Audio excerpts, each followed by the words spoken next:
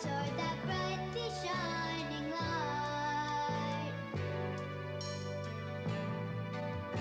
Ramazar, won't you chase away the night? I want to be where I can see the shining light. My little one, don't you shed a tear. Believe with me, and I will take away your fear of the night. Oh, Fantasy, my little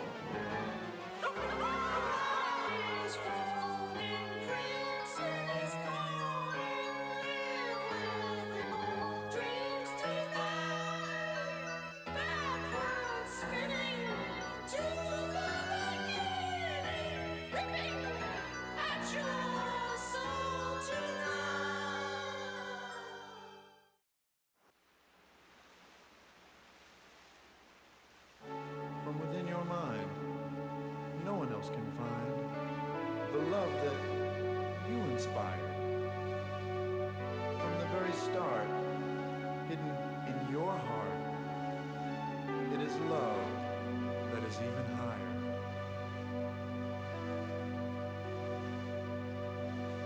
from within our mind, no one else can find the love that is inspired. From the very start, hidden in the heart, it is love that is even higher.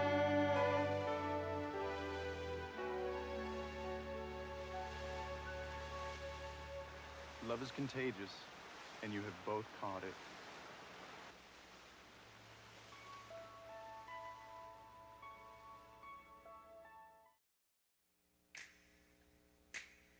I'm searching high, not low, as high as the mind can go. I feel the breeze, it's heading our way. Hold on to your dreams, hold on to today. We've got it all and I believe it's right. Sharing our dreams and our passions under sky shining bright. We've got it all. Day and night.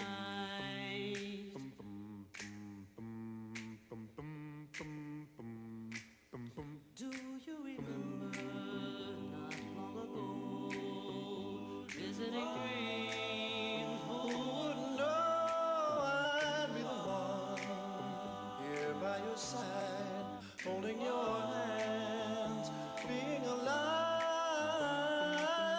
We've got it all, and I believe it's right. Sharing our dreams and our passions under sky shining bright. We've got it all, day and night.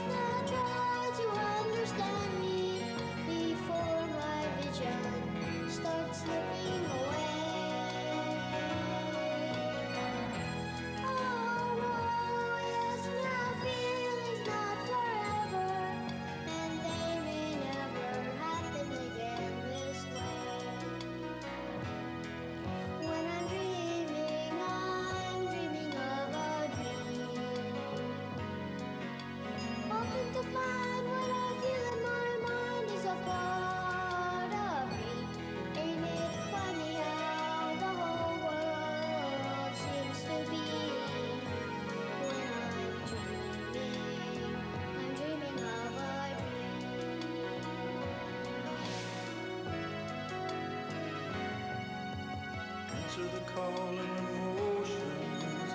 Hearing the wish of a child's faith. It's an open book.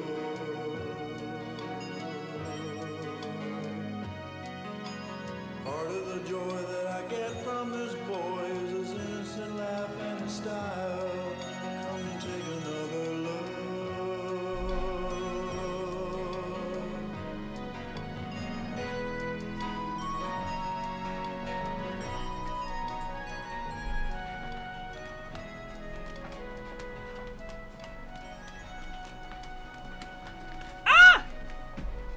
How's everyone doing? Welcome to another stream.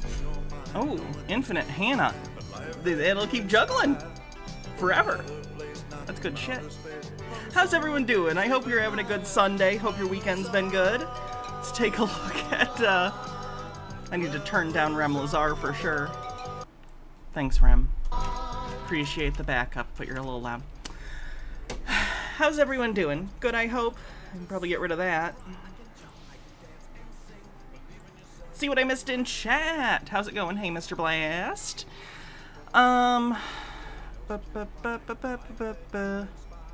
It's been 19 years since you graduated high school. This last year was my 10-year anniversary. I didn't go to the reunion. Maybe I don't know. Is there anyone from high school that I need to see or want to see even that I don't have the ability to see now? I have one friend from middle school through high school that I still know and enjoy spending time with. I don't need to go to a reunion to see her. Plus, that's like, I feel like, I don't know a lot of people who like class reunions, but I think going to a class reunion after you comes out as trans is like hard mode. You know what I mean? All of a sudden you have to come out to like dozens of random people you haven't seen in a decade. And be like, hey, we had third period English together. Also, I'm a lady. Surprise. Not worth it. Not worth it. Yeah, most people have social media these days too, so it's really not necessary. I understand why class reunions were a thing. Now it's probably not quite as necessary as a thing.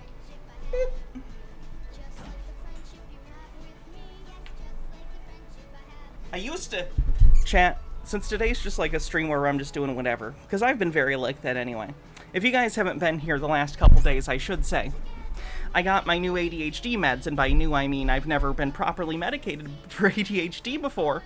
So for the first time in quite a while, I feel incredibly talkative and energetic, and I feel like I have clear thoughts, you know? Don't get me wrong, I'm relaxed in the sense that my brain feels in order for the first time in a long time, but I feel like I have, like, the ability to create cogent thoughts. It's beautiful.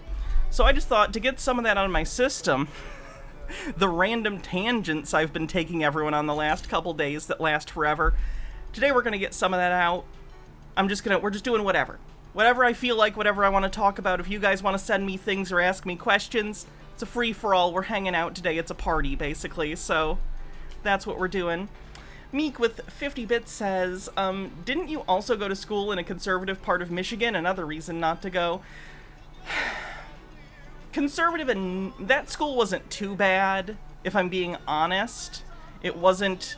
I lived in a rural area, so the school that I would have gone to had I gone to the public school near me, yes. But I did school of choice, which is basically I got to go to school out of district. And that place was, not too bad. That place was a pretty liberal area, so there were definitely people who also, like me, came in from more rural areas, and they were kind of shitty, so there was sort of a contingent of those kind of people in the school, but it wasn't the majority. My school was, like, cool with pride and, like stuff like that publicly. There were no issues with, like, people going to dances with people of the same sex. Like, that was fine. The school didn't have issues with that. What were the best and worst things about doing the Bible Reloaded? Do you miss it, or has that part of your life passed? Ooh, best and worst. Let me think about it. That's tough. Sorry, I'm looking for that other juggling ball. Best. For years I got to work with someone who's, was one of my closest friends. Got to see each other all the time, and had a really good comedic chemistry together. That was always fun. I enjoyed a lot of the material. I still think the Jordan Peterson thing was amazing. I know that was, not it was on the Bible Reloaded channel, but it wasn't the Bible. But that's still my favorite thing we did, I think. In terms of the actual Bible study, I don't know. It was just fun to freeform get to read the Bible and talk about it. The community was always fun, except for when the chuds made themselves known, but they left, so that's okay. Worst parts. Lawsuit. The lawsuit, probably. Also, my old computer was terrible at editing. It just was bogged down. It was not doing well, so the editing process could become arduous at times. Isaac Inanimate says, I got diagnosed with ADHD last year at age 26 and started Adderall this year, and holy balls, it's made a huge difference. Welcome to the other side. It's amazing. Yeah, I'm on Ritalin. It's pretty good. It's pretty good. By the way, someone remind me in let me think, when did I take that?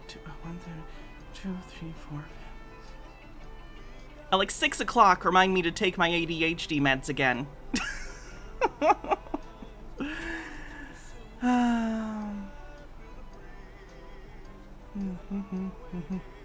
Profane Priestess says, hello Hannah, I just rewatched the last few episodes of The Keepers of 8, so my partner and I can binge campaign 2, since we haven't had time to keep up. What should we prepare for? We dropped after the priest who turned out to be, campaign 2 is on indefinite hiatus, so just bear that in mind if you want to start watching it. I don't know if it's going to have an end.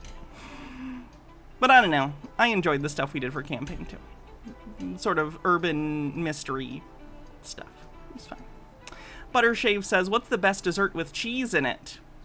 I can't say I like any dessert with cheese in it, and I like cheese, but it doesn't belong in dessert for me. I think that catches us all up. This guy tried to respond to Matt Walsh in good faith as if Matt would want that. Ugh. How old is this person?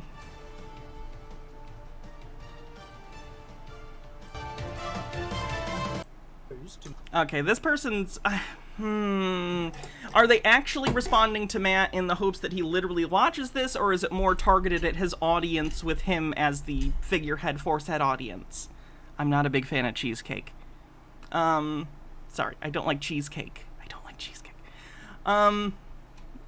I don't know. I think this is fine in terms of responding to his audience, but yeah, Matt's not going to listen. I don't know who this person is, though, so I don't know their deal.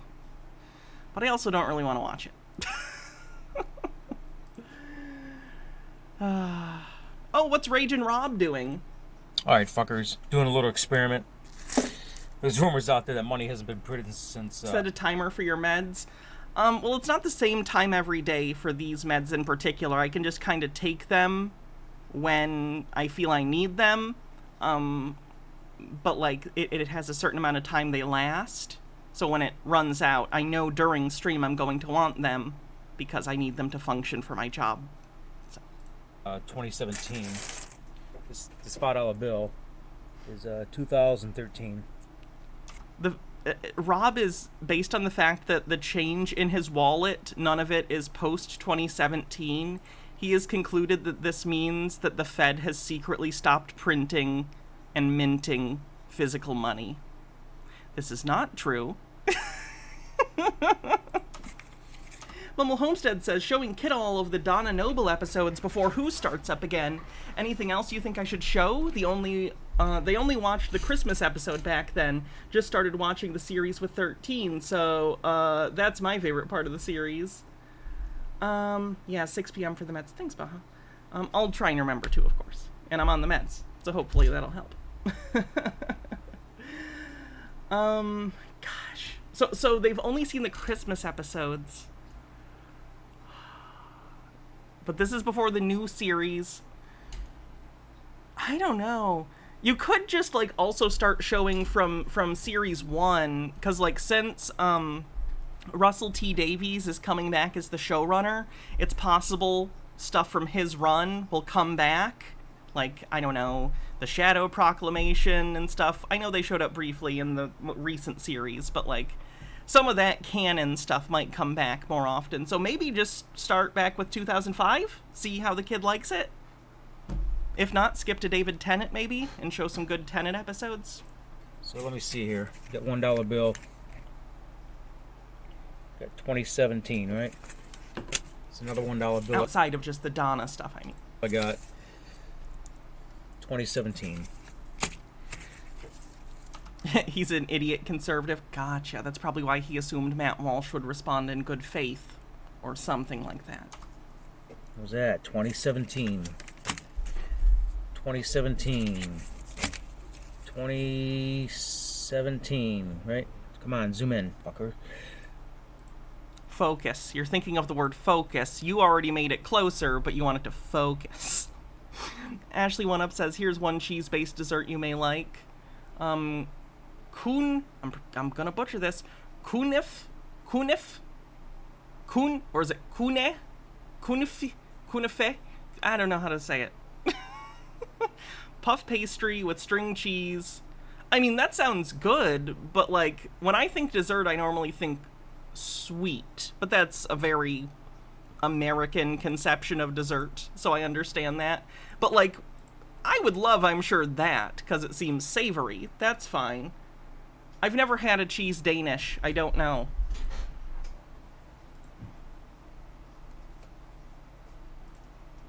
Is Raging Rob going to be the next Peter? Minus interaction, probably. Maybe. I definitely don't want to interact with him. He's a shitbag. Like, Peter comes off as, naive. And, like, otherwise, like, maybe not an evil person, but, like, really, really... I've been watching Orel recently with my wife. If people here are familiar with, the main character, Orel, from Orel, Peter kind of reminds me of that. In that it's maybe not someone who has malicious intentions, but has been led astray quite catastrophically by the people who were supposed to protect and teach them about the world, and it causes bad results. Rob is just an asshole. He's not moral Orel. Or Peter's just the king of masking his Nazism. Who knows? PK with the hats off. What would you like me to wear? Alright, what? Any comment on the Blair Illuminati drama going on? No. I don't comment on drama. I'm not gonna do that. Please don't ask. I don't want I don't talk about this kind of shit. Just, Whatever. 2017. Or is that a wrong thing to do? Because I should have some...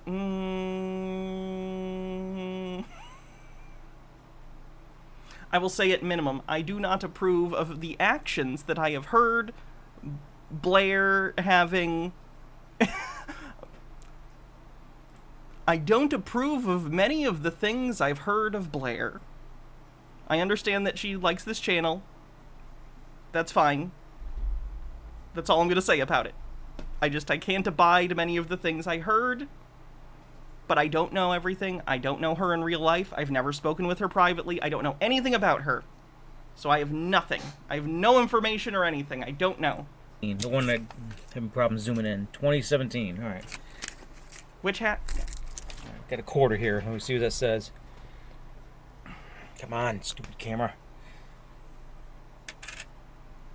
That's true. She did shout me out. Okay, that gives me kind of a moral responsibility to say this. She likes my content apparently, which is great. I like my content too. No, I don't approve of the things that I saw from Blair. And the fake account stuff was weird and creepy and kind of psycho. So no, disavow. That's probably where I'm at with it. But other than that, I'm not going to talk about it again. This is not a drama channel. I don't engage in it. No, not talking about it. But I understand she gave me a shout out, so I should say that's my feelings on it.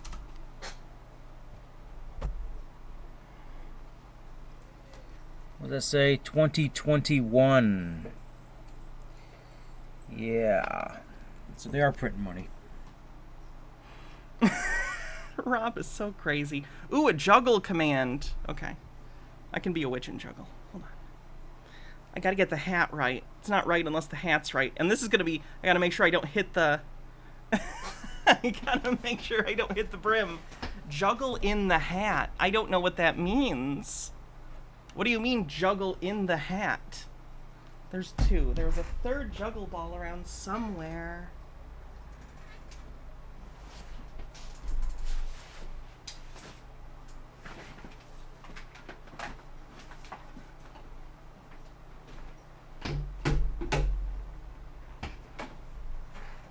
Where go?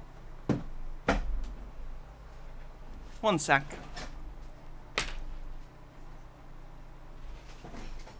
I thought it was the one that went this way. Found it. The problem was it was too close. I was looking too far away. There's some sort of fortune cookie level metaphor there. Sometimes the thing we're searching the furthest for were right by us all along. Or under your chair or whatever, you know. Juggle and a hydrate.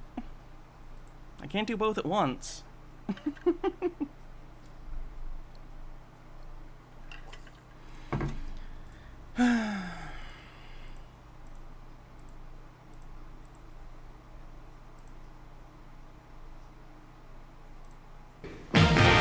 I wanna be in the band, I need to be in the band, I gotta be in the band, mister. I wanna be in the band, I need to be in the band, I gotta be in the band, mister. I'll do just what you say, please give me one more chance. Don't miss the talent here, I'll even try to dance. I gotta need to be, I got a dream to be, I wanna be in the band.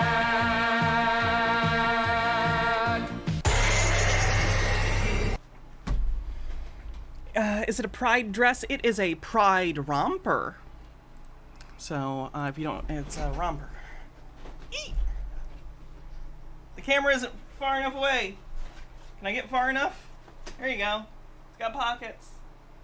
Whoop.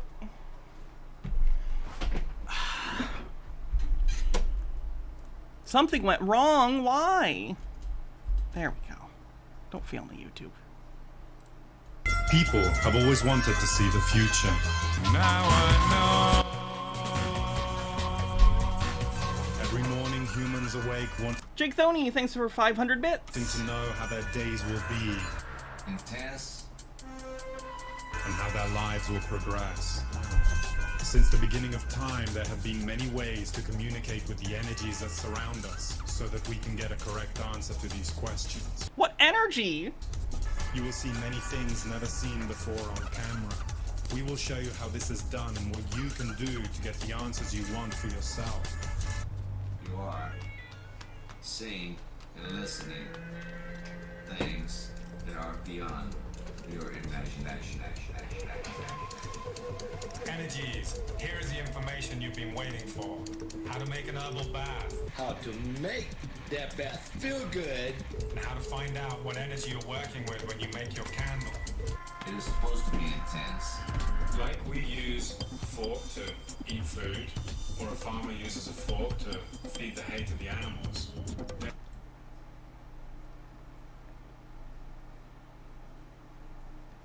I assume you mean like a pitchfork, but it just makes it sound like you think farmers like feed pigs physically with a fork. They're just tools, and should not be viewed as fearful objects.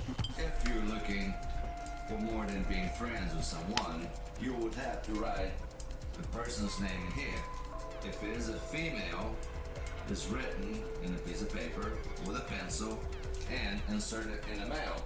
And if the individual is a male, is written on a piece of paper, the name, and is rolled and inserted into the female. You're put very closely together the request will be made. If the energy feels that your request is unjust, it might not be granted. You must have direct communication. Okay.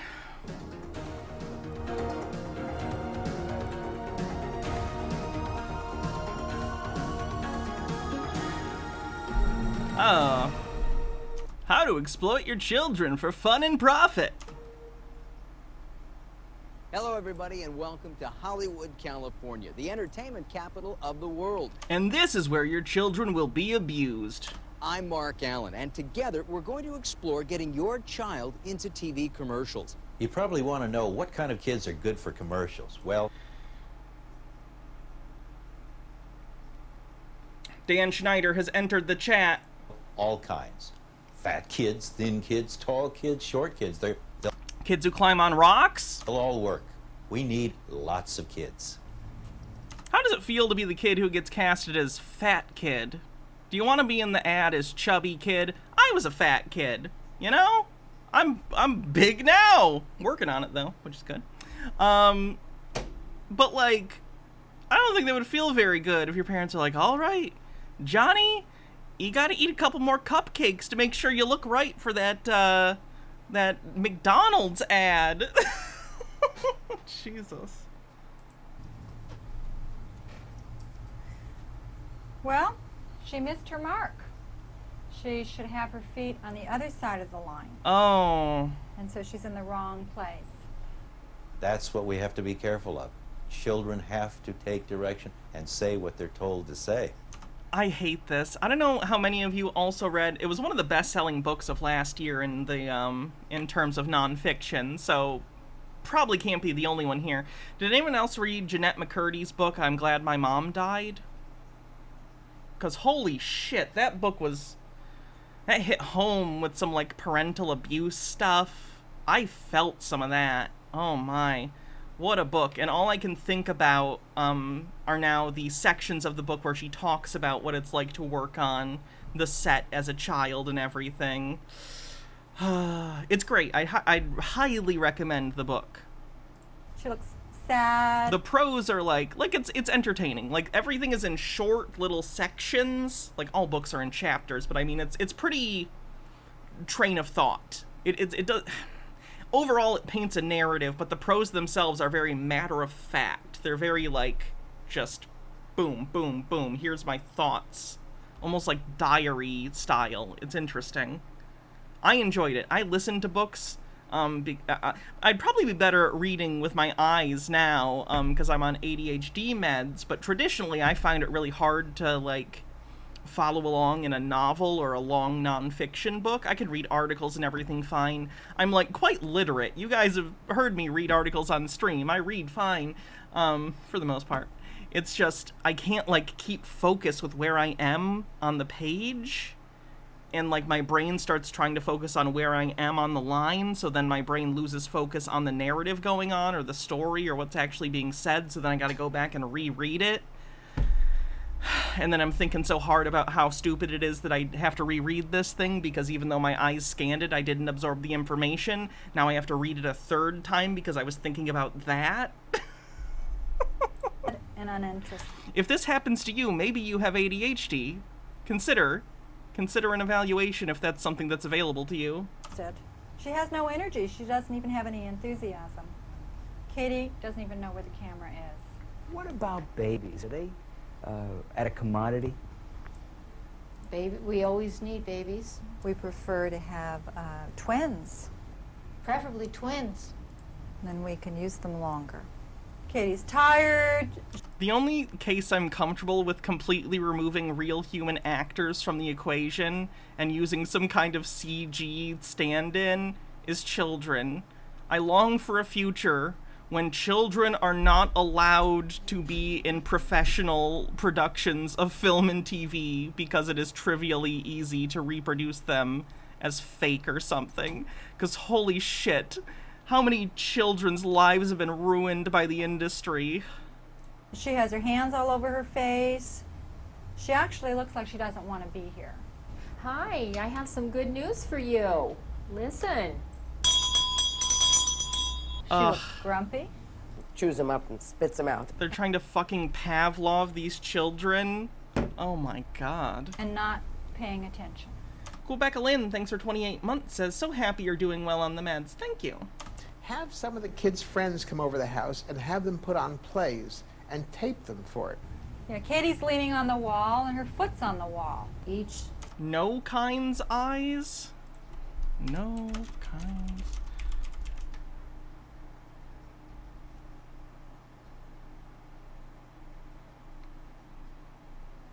Interesting. I'll have to look this up later. Kinds. I don't see it in Google. I'm just getting people who are born with without eyes. Child. No mind's eye. Okay, I thought you were talking about the other thing. It's really like a small business. No, there is a word for that. I forget what it is, though. And I wouldn't say no. I am not incapable of seeing anything. I just can't hold the image there. I'll get, like, fleeting flashes of images that are kind of, like, not solid. But I can't hold vivid or descriptive. Like, I don't think in pictures. I think in words. It's how you have to treat it. That's really a no-no. I mean, it's like a polo pony. You got to beat the polo pony to run out after a ball. It's not natural for it to do it, but if you can find a horse that does it, he becomes a good polo pony. You've got to do the same thing with a child. And Katie, how old are you? 4.5. 4.5? When are you going to be 5? I don't know. Soon, maybe? Yeah. Thoughts on Spider-Verse? Haven't seen it yet. I've pretty much... I think I'm probably going to go see Barbie in theaters this year, because fuck yeah, Barbie. But I don't know. I don't feel the need to go see... And this is probably how you know that the Marvel movies are in trouble, because I'm the biggest Marvel fan in the world in terms of the MCU. And I know this movie isn't MCU, but it's adjacent, so we're gonna count it anyway. I don't feel the need to go to the theaters to see them anymore. I wait till they come out on Disney Plus or Blu-ray. So, like, I'll go see Barbie. Maybe I'll see Oppenheimer if the reviews are as good as the trailers look. But, like, do I need to go pay $40 to go watch another Marvel movie? I have, like, 32 of them on my shelf downstairs. I don't know. I still enjoy them. I enjoy them just fine. But do I want to go spend movie theater money on it? Probably not. You like birthdays? Yeah. They did imply they need to beat the children. I don't think they meant literally. I think they meant psychologically, which is not necessarily better. But yes. I wish they were every day. I wish they were every day. Every day. Every day. Every day. Ugh, poor kid. Ew. Fashions change, and so do we.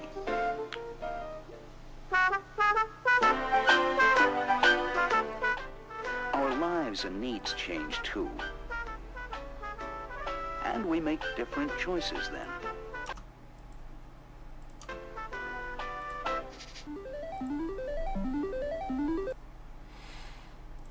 Hi, kids. Hi, Sam. What's new? New song. Good news. Great news. Sing me all about it. Colossians 3, verse 1 and 2. Since then you have been raised with Christ. Colossians 3, verse 1 and 2. Colossians 3, verse 1 and 2 will appear. When Christ appears, You will appear. glory. These are not Tim and Eric bits. They're very much like them, but no, these are real. They are, however, edited. These are edited by people who are making them more surreal, but all the footage is real. This is all real footage. It's just been edited in terms of like where it's edited temporally. It's not edited otherwise to my knowledge. Like, they're not adding sound effects and stuff. They're just maybe moving around where the footage is a little bit. Colossians 3:17. Colossians 3:17. Colossians 3:17. Woo! Whatever you do, whether in word or deed, do it all in the name of the Lord Jesus. Whatever you do, whether in word or deed, do it all in the name of the Lord Jesus. Says Colossians 3:9. Do not lie. We won't lie. Do not lie. We won't lie. Do not lie. We won't lie. Spider-Verse did spawn a banger tweet. Wow, I loved Spider-Verse. I'm gonna go pick up the current mainline Spider-Man comics right now.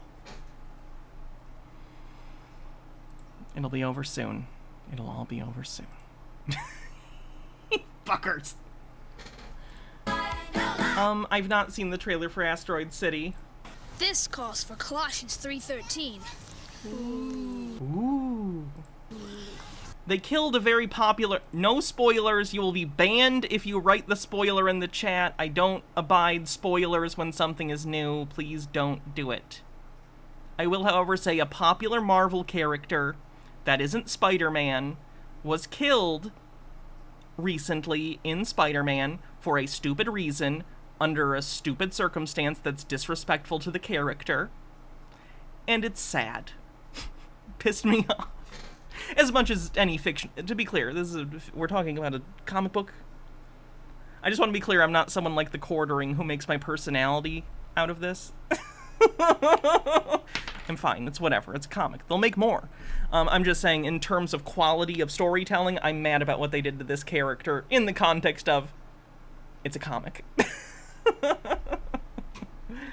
Start the music. Bear with each other. Oh my god! I have that accordion! I have it! Where is it? God damn it!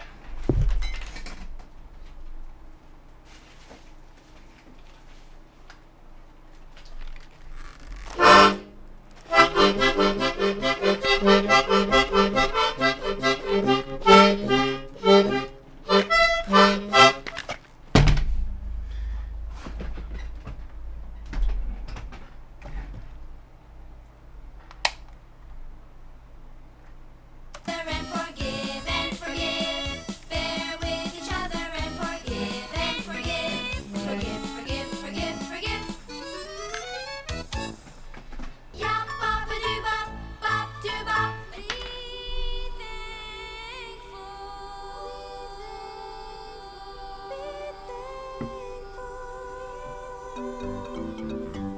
Colossians 3:15. Be thankful. Colossians 3:15. Here's a challenge. Say something good about the Bible. Good luck. Okay, it says in the Jesus parts that wealth is bad and the acquisition of money is a sin. Like, in terms of, like stockpiling wealth. That's good. It bans usury. That's pretty cool. What else?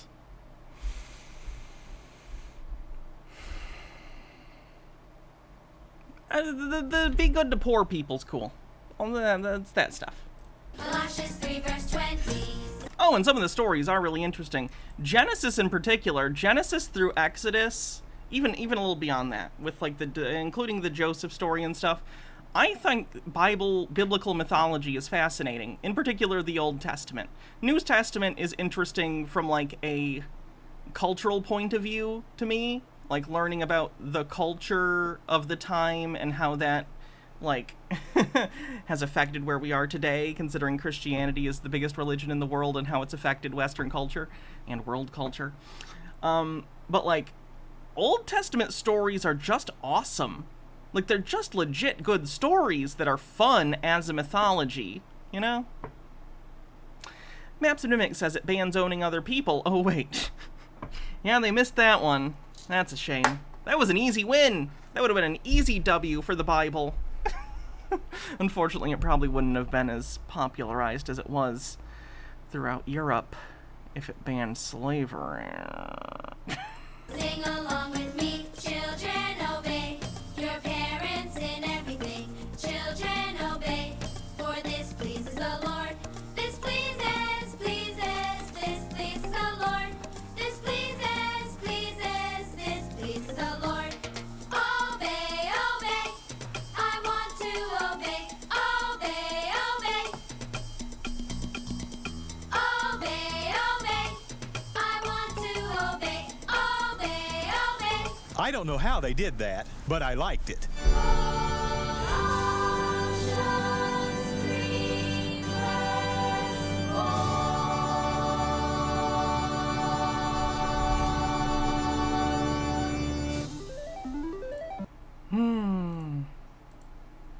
I like videos like that. I watched a lot of stuff like that as a kid because the church that me and my mom went to, they had a library where you could rent like videos, and they had tons of these random Christian kids videos that are just terrible musicals and stuff. Weirdly might be a reason I really like musicals. Those secular ones now. Unless it's Jesus Christ Superstar or Joseph and the Amazing Technicolor Dreamcoat.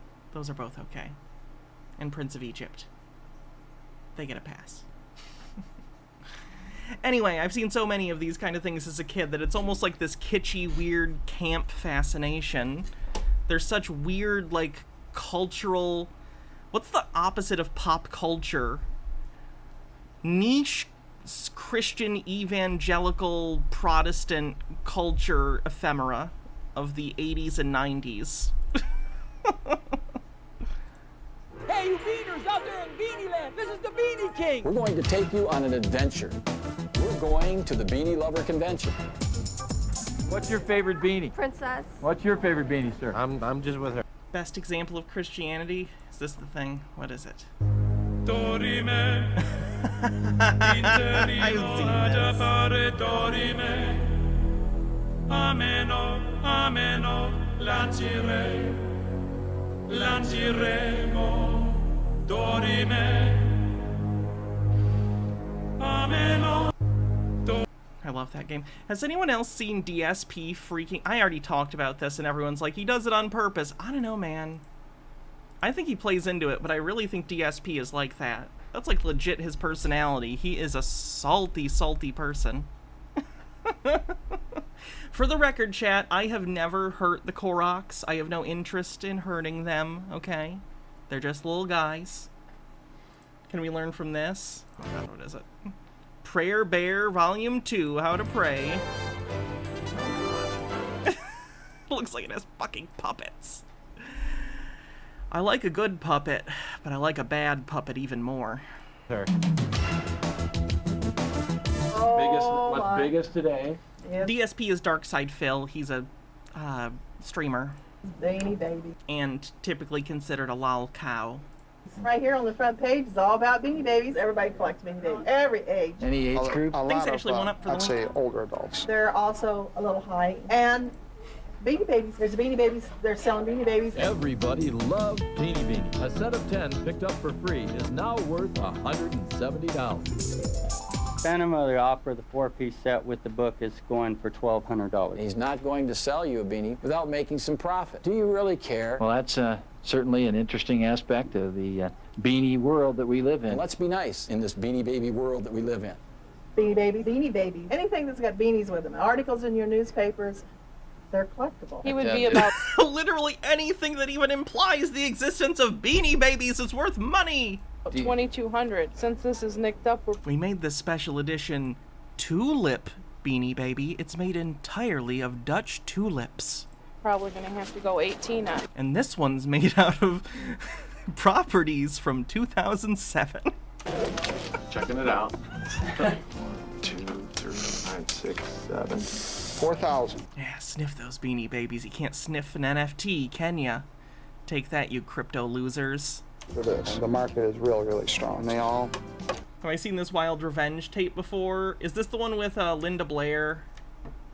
How to Get Revenge with Linda Blair. Oh, did this... Oh, yes, I've seen parts of this. I should say this. I've seen Best of the Worst cover it. I don't remember if I actually ended up watching it. I've seen a lot of the Best of the Worst stuff that's available online. I don't know if I've seen that one. But we can watch parts of it.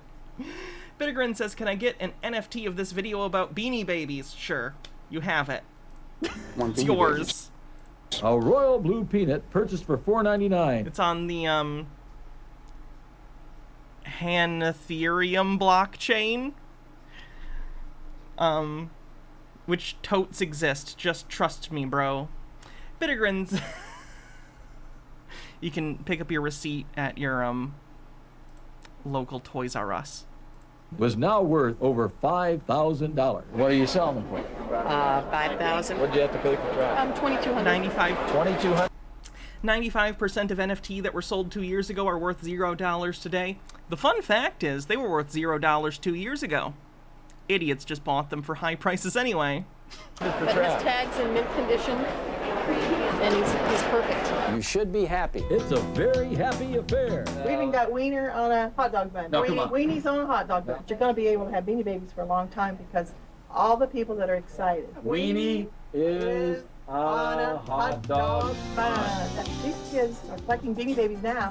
They may be collecting Beanie Babies in 50 years from now, too. It seems like so much later. Ironically, the funny thing is, there probably will be some sort of pop cultural, like, the Beanie Babies will be remembered, you know? And when was this? The 90s? 50 years later? It's the 2020s now. We're under 20 years to go. People remember Beanie Babies now. They just remember them as a punchline. So ironically, Beanie Babies someday might be worth a little bit of something. Not much. Probably not as much as you even paid for them, but they'll probably is only a sustained demand for them because of nostalgia or interest in the bubble itself. Huh. You can make a market out of anything. Capitalism is very stupid. Remember that thing that failed? You want some? It's kitschy. It is. This I do want it. 12-year-old I'm the problem. girl was handing me the beanie. Oh, my grandparents had a Beanie Baby collection too. A quite large one. My, that same grandmother who was my dad's mom also had like a shopping addiction. Like, she just ordered, she'd sit and, if you ever like, who watched QVC? Who watches the shopping network? It was her. She would just literally sit there for hours and watch the shopping network and order stuff, and every day. Random shit she never used. And she had been trading on the internet, and she was making $1,000 a week. Her mother was taking that money and Those are the bad grandparents. putting it into her college fund. This girl If we're going to simplify it to that extent. is going to send herself through college with Beanie Baby. The fabulous thing in a capitalistic society to train kids when they're young. That duck can get it. We'd like to say thanks, Ty Warner. The hype is gone. Be checking your internet sites and the Beanie Mom website.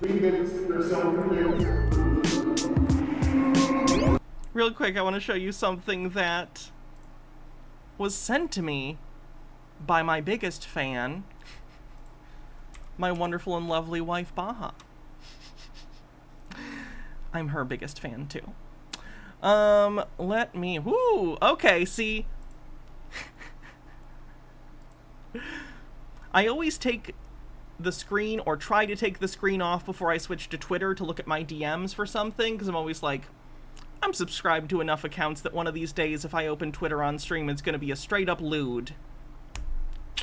Good call, me. Because those are titties, and it's a meme about breeding. Okay, anyway, let's take a look at this video that my wife sent. It's okay, my channel's marked to mature, it's whatever.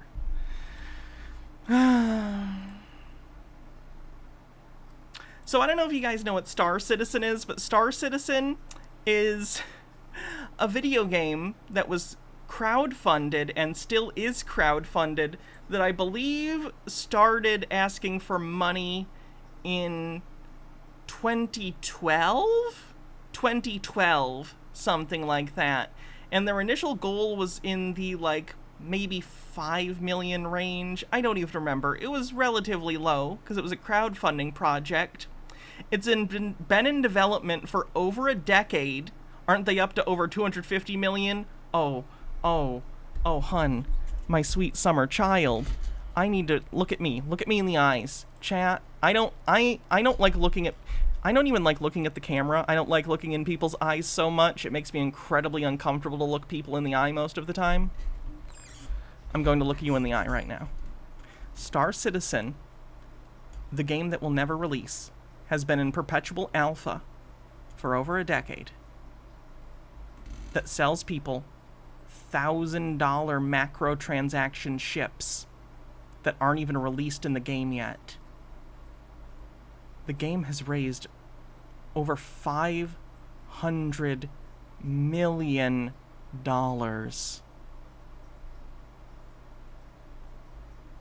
Until it's confirmed, like, the budget of Grand Theft Auto 6, which I'm sure is higher, Star Citizen is arguably the game with the highest budget of all time. I stopped looking in your eyes. I'm sorry. I told you I find it very uncomfortable.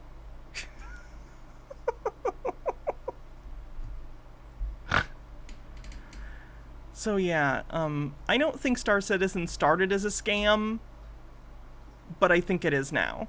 In the sense that it's just never going to come out. It's not any sort of sustainable project. Chris Roberts is incapable of keeping his team functioning. It's his fault, I've heard. I blame him. I don't blame all the random programmers and, like, artists and stuff that are working on the game. I'm sure they're doing their best. But holy shit, the project management is non-existent.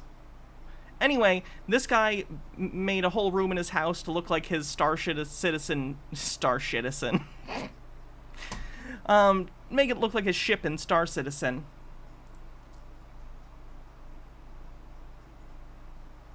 Yeah, the $32,000 bundle. Ridiculous. Look at that. Oh my god. Jesus Christ. That would probably make me vomit, if I'm being real. No, it's probably fine. I don't get motion sickness easily. I play VR.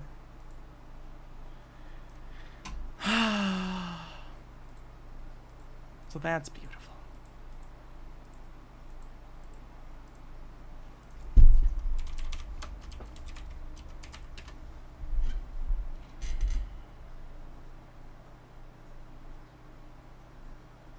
This guy uploaded a video 3 days ago about this. Video is brought to you by our friends over at Manscaped. Oh my god, I don't care. Citizen. Yes, will this game ever release? Procagam says, plot twist, Star Citizen is actually a money laundering scam to funnel money into Space Force. Is Space Force what Chris Roberts is calling his bank account now? Pterodona says, Star Citizen is the world champ at dev grifting. Wait. Oh, ladies sorry. and gentlemen, today I wanted to do a little dive into a game that... I thought you guys were saying muted for a second when I just glanced, and not muda. I apologize. I have been waiting for quite a long time. Ladies and gentlemen, Star Citizen is a game that I'm sure every single one of you have heard. And, you know, a few years ago I uploaded a video on my channel, pretty much an off-the-cuff stream segment, where I kind of crapped on Star Citizen incredibly. And the reality is, I'm a bit jaded from this game's development. Now, in recent months, I've come back to... You can install add-ons on your browser to auto-skip sponsor sections. Ooh, that's actually a good idea. Star Citizen, played it. I wonder how long it'll take Google to remove it from Chrome. And part of me maybe has developed Stockholm Syndrome because I've kind of enjoyed my time. But the more... I just play No Man's Sky VR, and I love it. The more I look into this game's development, the more and more it hurts. Now, ladies and gentlemen, Star Citizen is a space simulator exclusively for the PC that is beyond just a space simulator. It is, in fact, an ability for you to create a new life and live amongst the stars. I guess the best way to describe Star Citizen for a lot of people coming in is this game is effectively life, okay? It's not just your average MMO where you get into a few character classes, some gameplay loops, raid a few dungeons. No, this game is meant to replace life itself. You see, Hannah going into VR play. Hold on, let me click. Oh, fuck yeah, VR Troopers. I loved VR Troopers as a kid. I'm not kidding. VR Troopers is probably the reason I have a weird fascination with virtual reality and why I love it so much. I bought the first PlayStation VR, I bought the Quest 2, I bought the PlayStation VR 2. I love VR, and it's always kind of janky. We're still not at a place where I think it's ready for, like, mass adoption. But, like, I've always been fascinated and always buy, like, new devices just because even the little bits where we get closer and closer, I'm like, ooh, this is so cool. I love VR. I should play VR on stream more. I gotta do that. Sometime this upcoming week, I'll do a VR stream with my PlayStation VR 2. That'll be fun. Maybe we'll play No Man's Sky or Resident Evil, maybe? Stromboli says all of No Man's Sky summed up in 6 seconds. Don't break my hand again, I'll be careful. Call it a comeback. I've been here for years.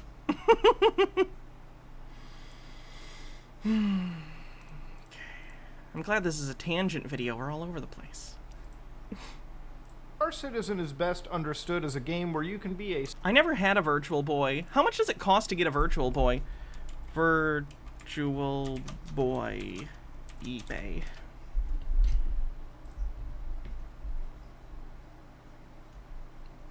More expensive than I'd like, unfortunately.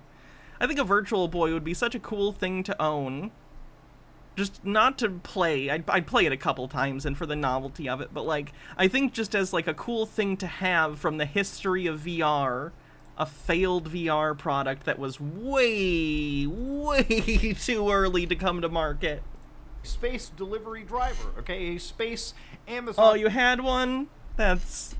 You should have kept it. Delivery agent. And the reality is there's plenty of other games like Star Citizen that give that niche. Games like Elite Dangerous. I guess one of the best ways to describe Star Citizen is like any other MMO, you would typically expect it to have... We're doing the patron-only live stream after this, by the way. So I should say that. I almost forgot. I didn't forget. I knew I was doing it earlier, but during this stream I forgot to bring it up. So if you'd like to be there for that, join the Patreon. You'll also get access to all the previous patron-only live streams. Have character classes, your average gameplay loop. Imagine playing something like Elite Dangerous, for instance, right? You're delivering things, packages through space. You're a space Amazon delivery agent, right? Well, in Elite Dangerous, you buy a ship, you click through a few... I bought Elite Dangerous and tried it. Returned it. I was in under whatever the PlayStation Store requirement is. If you only play for like under 2 hours or something, I think you can return it with no questions asked. Bumble Homestead tips $5 and says bypassing Bezos. A little closer to the maid outfit. Thank you. What was I saying? Menus and you transfer cargo onto your ship and you go on your merry way. Oh, Elite Dangerous. Took me a second to get the thought back. I tried to play it. I played it for under 2 hours and it was just too much. I'll stick with No Man's Sky. I'm not hardcore enough for like these like really in-depth simulators. I'm an arcadey gal. I'll take an arcadey game. I'm good. I'm good. Procagam says, I played the ever-loving hell out of the original Elite. It's a very boring space freighting game, but God, it made my brain go burr. That's great. I'm so glad games like that exist for people. Like, I don't get people who, like, shit on certain things that just aren't for them. Like, I see stuff on the store, and it's easy to make fun of stuff like, trucking simulator or whatever, or on like whatever gaming store that you happen to use, but like I'm so glad that exists for people, and by people I mean Germans. With Star Citizen, for those who don't know, simulator games like Truck Simulator are very popular in Germany. You pick up a contract, you go to a location, you move every goddamn box individually into your ship, you make sure your ship is ready to fly off and your cargo doesn't go anywhere, you fly to the other area, you put the boxes into your, into a box at your destination that probably doesn't... In Japan, Super Sentai have this. Let's see.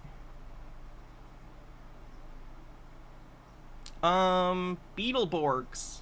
Oh, it's the keys for that are the Beetleborgs and the VR Troopers, because in the same season that's Megaforce and Super Sentai, those would have been included in. That makes sense. Oh god, they're the Beetleborgs Metallics, too. Oh wait, one of them is. The other one's, I think, the same character that was the character in Beetleborgs, but before it was Metallics. That sentence must have sounded like word salad if you have no idea what I'm talking about. It made sense, I assure you. I'm not having a stroke. work. You basically got to do every single aspect yourself. You're welcome, PK the Lost. I wish I could show you more footage, actually, beyond trying to get into my plane, because I couldn't even access the menu to fix my plane, and at one point I couldn't even access the doorways, and the game consistently gave me a server crash, 30,000 whatever. I guess the server must have been overwhelmed with all... You know what? Let's just move on. The best way to describe the immersion of Star Citizen is if the game told you to take a leak, it literally wants you to find the bathroom yourself, go to the bathroom, unzip your pants through an interactive prompt, aim and piss, and then zip your pants up and call it a day. Other games... Star Citizen would make you shake it, too. Maps and Mimic says, a friend in college got me into Star Citizen. I unfortunately did like the concept, but it's so clunky. It ran at like 20 frames per second on a PC that was spec'd to handle it. Never bought a macro transaction, though. I finally caught on to the scam when I found those. Made me sad. Oh, it's very sad. Just imagine, Chris Roberts, I don't know what his deal is. If he had just, like, made an indie, relatively small, but really competent space sim, like he was originally intending, something more like his older games, oh gosh, why am I blanking on the name of his, like, famous game? Star Lancer and the other ones, the ones that have the live-action cutscenes with Mark Hamill. Wing Commander, thank you, I was blanking. If he had just basically made a modern game like that, but just with better graphics, but with all that same, like, love for the genre that he has put in, he would have probably made money. His studio could have grown naturally. He could have continually built bigger and bigger projects and built up to something approximating a more reasonable version of what he wants to do for Star Citizen. But no, Chris Roberts had to go out there and decide, I'm the best game developer in the world, and I have $500 million, and I'm gonna just keep developing the same game for 11 years. So far. Literally, some of the actors that they had doing the live action motion capture are gonna be dead by the time the game comes out.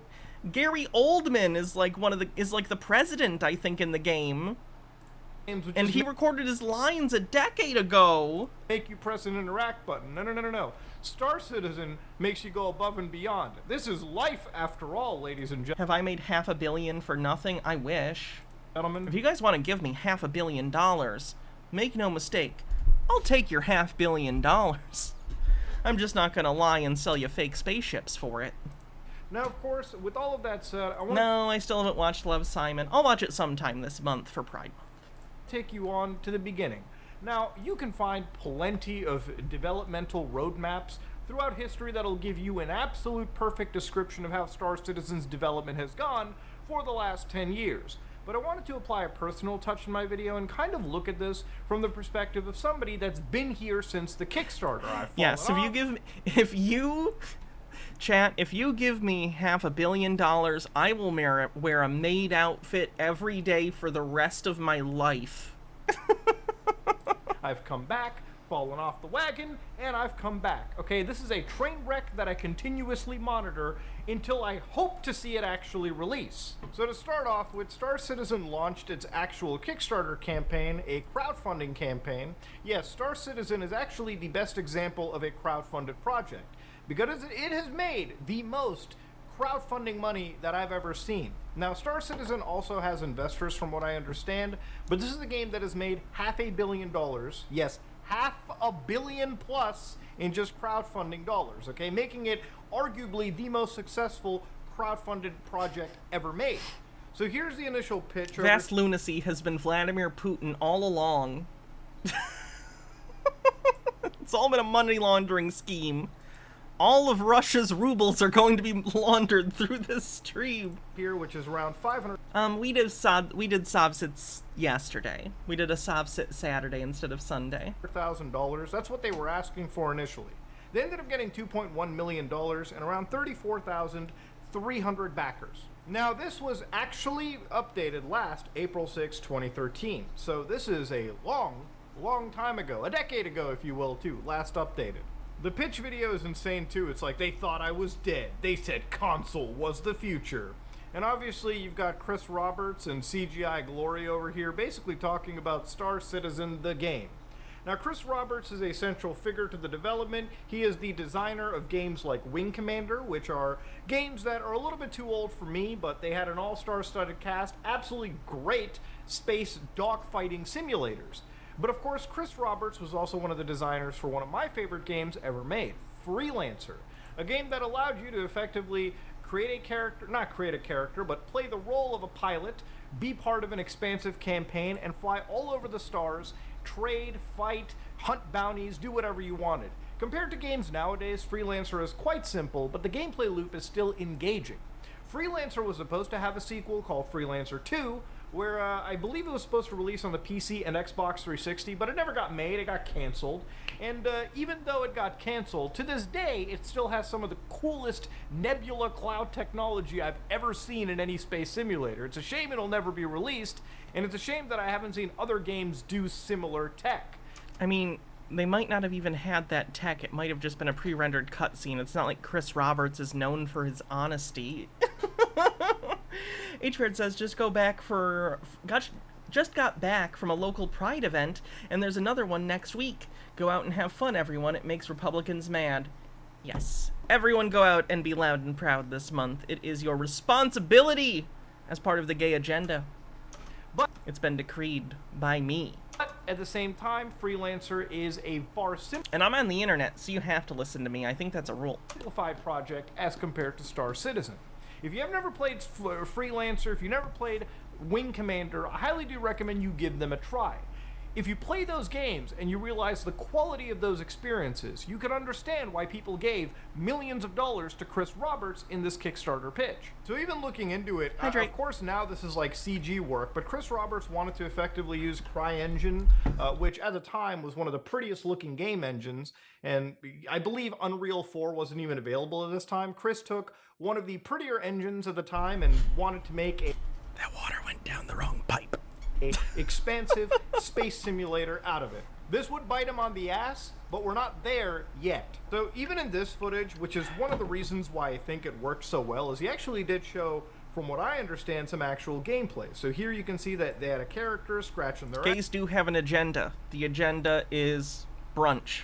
ass, looking around one of the largest hangars that I've seen in a while, and impressively detailed for 2013. Of course, you could even see ships kind of flying around too, so obviously people were like, yeah, this guy knows. One of the big problems with Star Citizen development is apparently the fact that they are the initial attempt was to use CryEngine to build a space sim. Oh yeah, other people are saying in the chat too. Fun fact, CryEngine could not do massive multiplayer. It could barely do multiplayer. Roberts chose literally the worst engine. Yes, and this actually led to litigation because they had signed an exclusivity deal with CryEngine to say that they're only going to use CryEngine for this game. But of course, they ended up not being able to do that. They had to heavily alter it, and then I believe they did bring in some other tech, which resulted in this lawsuit with CryEngine, and I believe that lawsuit ended up being settled out of court. But it did go on. It was a legal battle. It wasn't an immediate settlement, so there was definitely some tension between the companies, and probably still is. But, yeah, it was just a really, really bad choice. I have no idea why they'd pick that. Like, I find it wild enough that, like, Bethesda, for instance, the new game that they have coming out that they're actually doing a presentation on the 11th, which I'd love to stream, because I'm a huge Bethesda fan, so next Sunday maybe we'll stream that event live. That engine is using the Creation engine, which is the in-house engine Bethesda uses typically. It's an evolution of the Gamebryo engine, which is a pretty notoriously finicky, weird engine, but it's highly moddable, so that's why they like to keep using it. Anyway, the fact that they're able to get starship flying happening in their newest game is wild to me, because Creation Engine is dog shit for stuff like... Excuse me. For stuff like that. It just wasn't built for vehicles. It's terrible. Did I hear a Fallout New Vegas 2 is in development? Has that been confirmed? Or is that just more speculation? Because there have been rumors of that for a while. especially since Microsoft's acquisition of Bethesda. That's been a rumor, because they now both own Obsidian, which developed New Vegas, and they own Bethesda, so it kind of makes sense to have that rumor confirmed.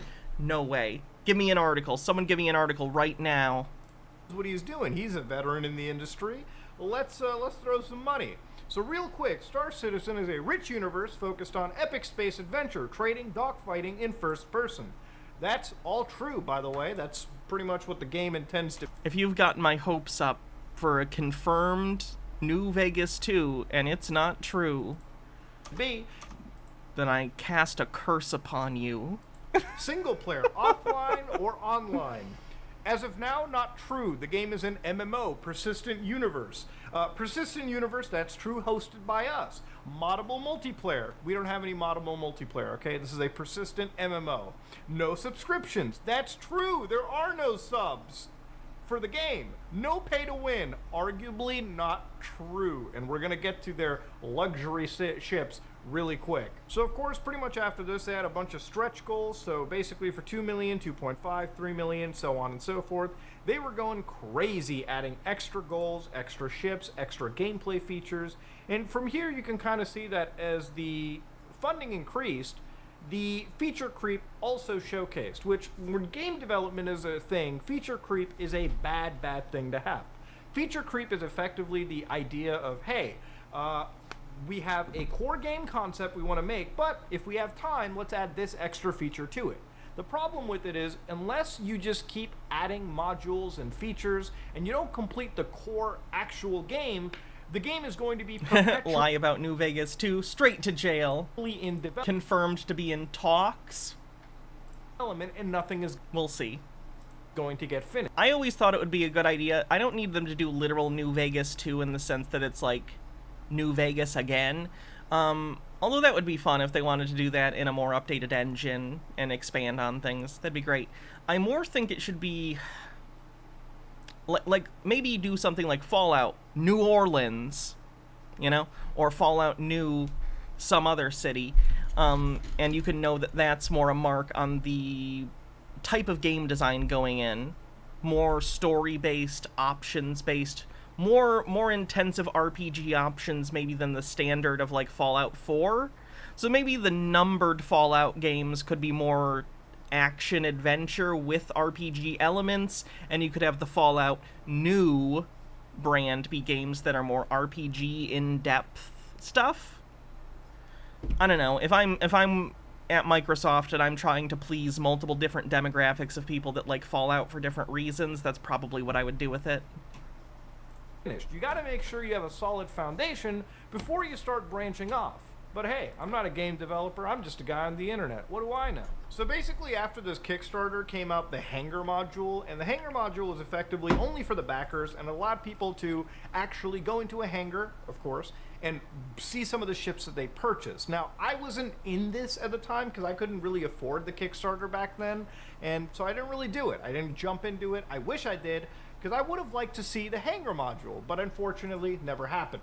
But of course, when I had a little bit of money in my pocket, I bought the cheapest game package at the time. The $45, I believe it was the Mustang Alpha bundle, which allowed me to access the Wing Commander, not the Wing Commander, the Arena Commander game type, which actually at the time had a tutorial section which isn't even accessible in the game anymore. So you can see right over here that back in the day, and this is a 2015 video that we're actually watching, you could actually walk around in here, get a little bit of training, and actually access your ship and fly around and get some basic flight information.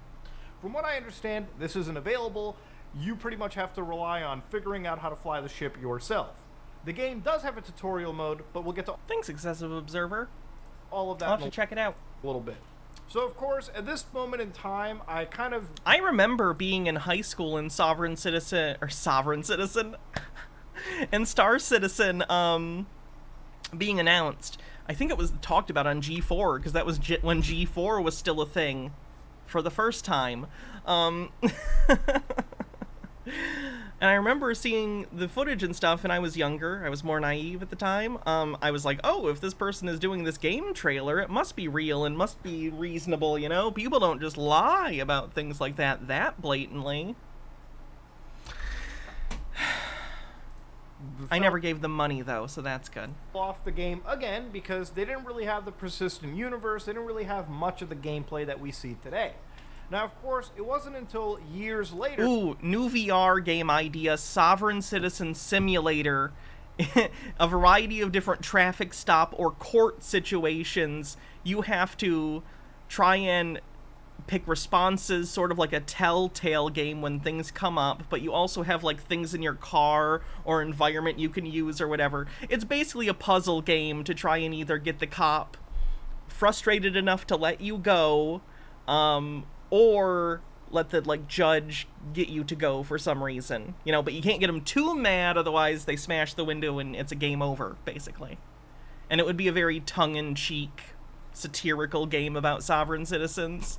That they introduced something known as the PU, the Persistent Universe, and some actual planets you could fly and land in. Someone steal that idea from me.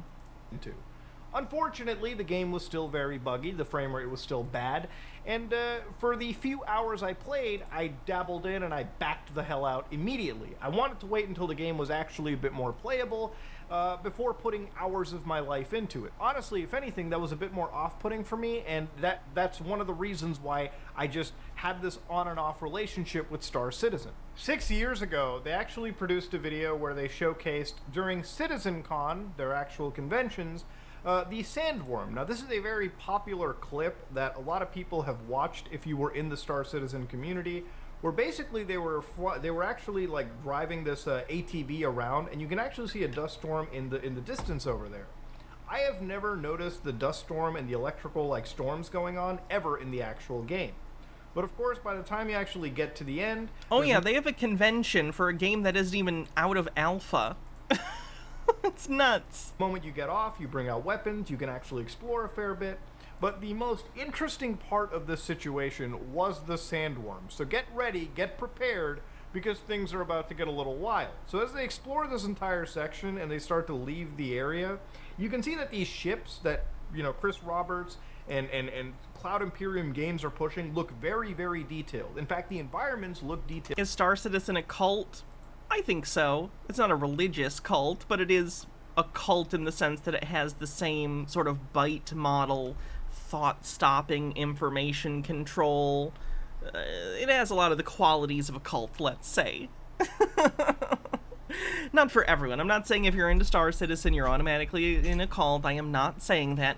I am saying that there are quite specific people within the community that... It's lesser now. I think a lot of them are starting to realize, like, oh, this is bullshit. Like, even if it's not a scam, like, this is ridiculous how Chris Roberts and the Imperium have been behaving. But, like, I don't know. A lot of them just behave in a way that is antithetical to realizing that they might have been taken advantage of.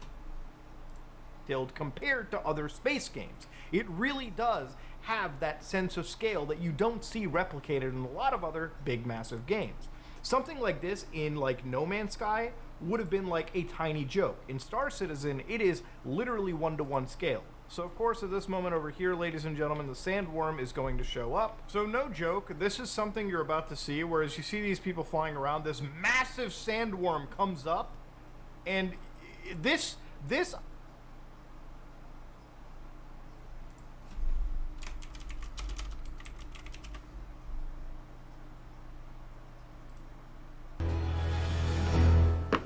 That's a penis. I honestly wanted to be in the game for the longest time. I told myself I was going to play this game.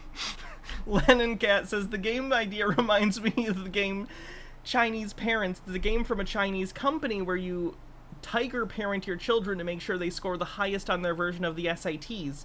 You raise your kids sort of like Monster Rancher, where each week you pick a thing for them to practice or complete it. You can also duel other parents where you brag about your children's accomplishments. when the sandworm gets brought in. There is no sandworm in the game as far as I've ever seen, okay? In fact, the running joke in the community is, can't wait until this comes out, my grandchildren will understand the hype. Truly, my great-grandchildren will get it. I'm actually, like, I'm actually just keeping it real. I'm keeping it $1.50 with you. Guys, don't you all love the same exact things that your grandparents loved? That's a reasonable thing to think, right? That the things that you enjoy in pop culture and entertainment are never going to change. Trends that formed your tastes won't change. And the trends that form your grandchildren's tastes, I'm sure they'll be exactly the same. I don't think this is going to be out for a while, if ever. Now, if we go back to the amount of funding that this game is making, I, again, wasn't joking when I said this made over $500 million.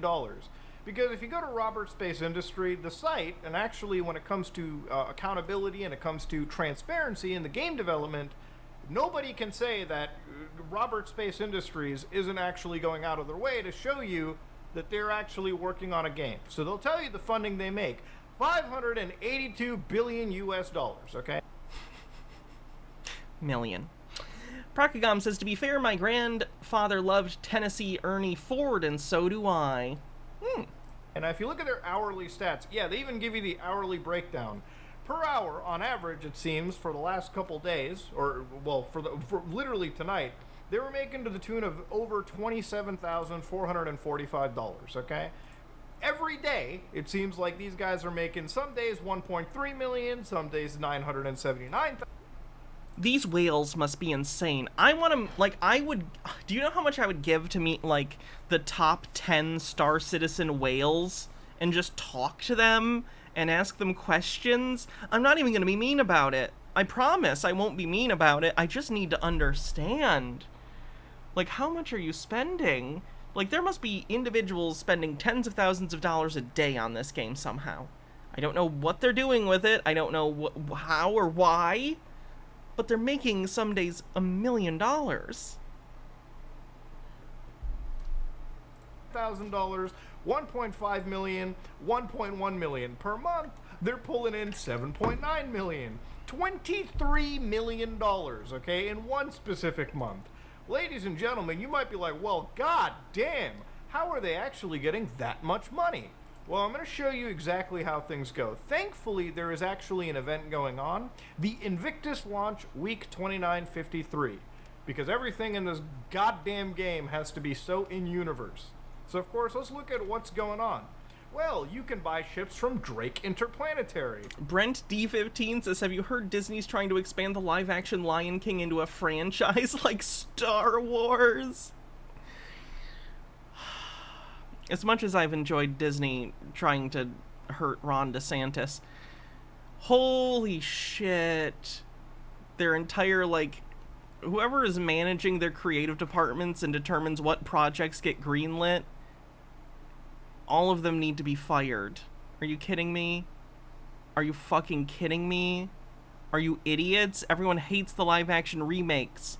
Lion King was one of the most panned critically. I understand it made money because of the name recognition, and internationally it did okay. But you're not gonna do the same trick twice. No one wants to see Mufasa the movie. These are kind of Rafiki, an origin story. I don't give a shit. I don't give a shit where Rafiki got his... Oh my god, I can imagine the movie in my head now. Rafiki is born, and then we he's maybe kind of flippant, and doesn't care. He doesn't respect nature. He doesn't respect the way things are, you know. Basically the antithesis of the character we know in the original Lion King, because that's what you want, is juxtaposition in a prequel, so you have somewhere to take them, because you know the end point. So you're gonna have him be kind of flippant. He's gonna, you know, we'll have some sort of inciting incident. Parents going missing. We need some sort of connection to Simba, thematically. So something will happen to either one or both of his parents, which will send him on a quest where he will meet Mufasa, and they will help each other in some way throughout this journey. Maybe even Mufasa will be there when Rafiki finds his stick He'll find his stick for the first time with, like, the coconuts on it, because that's important, because that's a thing that's aesthetically with the character, so you need to, for some reason, justify, well, that character has that thing, what do you do with the prequel? I don't know, let's see where he got the stick somewhere in it. Meanwhile, maybe even Scar is part of the adventure, and he's, like, on the good team in this one, but you know, Sinister, something kind of is lurking there. You know, because you've seen the original movie that tricked you into seeing this bad movie. Anyway, throughout this journey, Rafiki learns the importance of being one with nature and understanding the circle of life and the flow and the natural order of things. I don't know. Send me a check, Iger. I don't know. Oh shit, I just scabbed. Fuck. Fuck. In the world of Star... Elminato says, I want Rafiki to learn to become one with nature by a wiser older monkey in a swamp. Citizen, yeah, they've got the lore locked down, okay? They've got company names, characters, so on and so forth. And if you actually look into their ship right now, how much do you think the average ship costs? Well, the Buccaneer, which is a rough and tumble frontline scrapper from Drake Interplanetary, costs $110 USD. What was that? What's that? Oh, no, that's actually the price right there. But you could fly it today for free, because there's an event and a free play moment right now. But of course, there's more vehicles. You can get the Caterpillar, haul anywhere at commercial volume. Yeah, do you want to be an Amazon logistics freight officer in space? Yeah, $330 right I can't. These are the cheap ships, by the way, relatively speaking. Right now. And you might be like, whoa, Mudu, that's just the ship value. No. Go to the offer page right now. You can upgrade to $330. Meds time. All right, that's just how Mafia works. Don't worry, dude. Sometimes it gets cheaper, okay? Like the Corsair, which seeks Uncharted, says $250. This is actually what I have for $100. Yeah, actually, like, cheaped out, okay? This is the cheapest ship that people who play this complain about DLC. Unironically, they're like, at this point, again, it's not as bad. A lot of them have had the delusion broken, but it's still kind of a sunk cost thing, so they're maybe still hopeful that something will come out of it.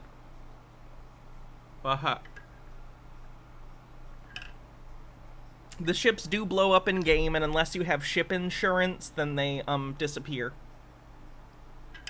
So you need to pay for ship insurance, and you also need to pay for fuel. And if you don't have enough, if it's a big enough ship that requires a crew to fly, you need to hire a crew. And all of this can be purchased, of course, because of course you can buy in-game currency for this game that's in alpha and has been for a decade. I own, the only ship that I own.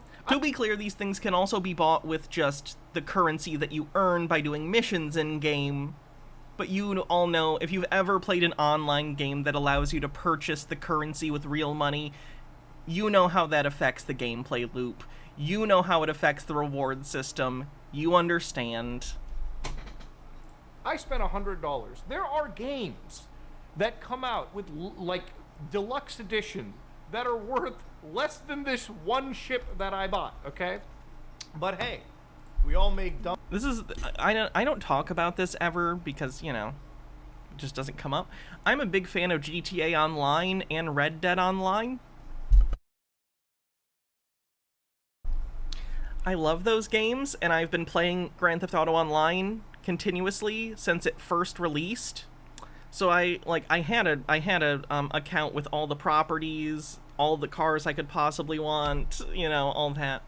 I ended up moving to a new account sometime in the last year or so, because they don't let you change your character's gender in the game. So of course that character, because I started it when I was still living with my parents, was a boy.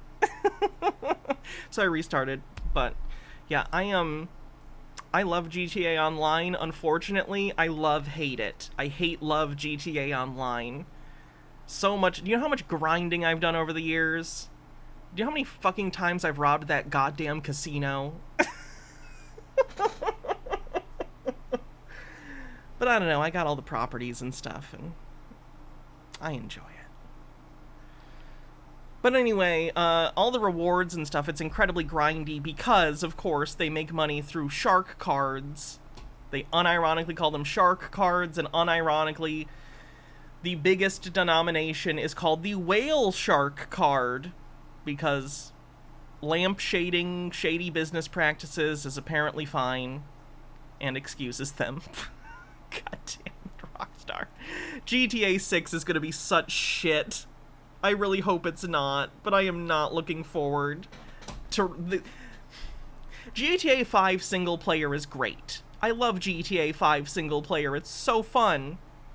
But that was the last game Rockstar developed of a GTA game prior to the success of GTA Online, which has made them incredibly wealthy. So I'm kind of imagining that the single player for GTA 6 is going to be an afterthought to whatever the next version of GTA Online is going to be, and I really hope I'm wrong. Financial decisions, don't we? But no, you can buy the Cutlass Blue, which is... M.A. Sharkbee says, I missed most of the Lion King tangent. While they are doing the live-action Lion King 2, that will be about the origins of the rivalry between Scar and Mufasa, and I guess Mufasa is adopted, hence the reason Scar's so butthurt. He was in line to be king, in case you didn't already mention this. Okay. That's kind of interesting, but very unnecessary. Especially considering the first movie was bad. Bad news for the bad guys, and bad news... Yes, Red Dead Redemption 2 is a great single-player game. I agree. That gives me some hope for Grand Theft Auto 6. We'll see. For your wallet, $175. And then, of course, you've got the Cutlass Red, which is $135. That's a space ambulance. You want to be a space medic? You want to be a space EMT? Queue up $135. Then, of course, for $40, you can get those spacey TVs that we saw a while back. Takes open-air excitement to the extreme. Now, you can get the Herald for $85. Now, I want you to, like, get ready for this one. Get prepared. How much do you think the Kraken, which is the self-sustaining flying fortress... I took the meds, thank you. ...is gonna cost? $200, $300, $400, $1,650 US, ladies and gentlemen. Yeah, we're getting to this point. Oh, don't worry, guys. You can get the Kraken Privateer for $2 grand. $2 grand, you're saying? Muda, that can't be real. Well, that's what they've said the ship value is. Now, ladies and gentlemen, like a lot of ships in this game, those still aren't even the average expensive ones. There's ships more expensive than what I have shown you. And some of those ships are actually rare, meaning only a limited amount of them get made. Yes, I would say Star Citizen is kind of responsible for a lot of ills of modern AAA gaming. Yeah, these are the guys that do digital scarcity with actual digital goods. Now, I personally, as a gamer, as somebody that plays titles... I think that's enough of the Star Citizen thing. I think if you weren't familiar with it before, you're very understanding of how bullshit it is. Random joke QAnon in a nutshell. Some kind of interference. Great movie. Hello, Mr. President. Oh, don't apologize. Thank you. Spokane, Phoenix. Mr. President. Nails to Debaxi says, pigs in space announcer voice. Libertarians in space! Mr. President, hello? Yeah, this is Buckaroo Banzai. Hello, Mr. President. What's going on? It's just a prankster, some computer whiz kid. Not with Elephant Bravo. Oh, not with an Alpha clearance. Alpha clearance. Hello? Look, Ed, go back to the bus and reroute this call to the President's private suite at Walter Reed Hospital. Yeah, make sure this is on the level. We're busy people here. Yeah. Is the President calling the line?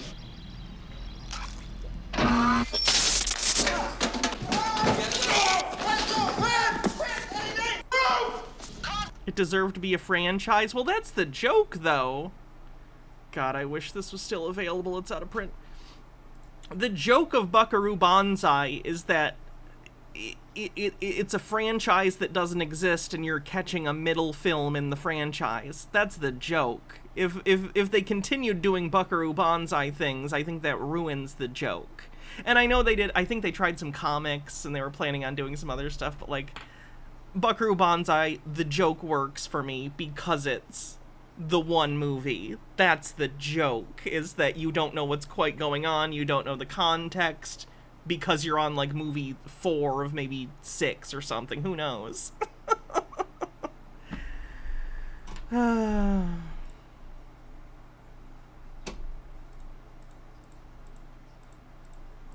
it has a great line. Hold on.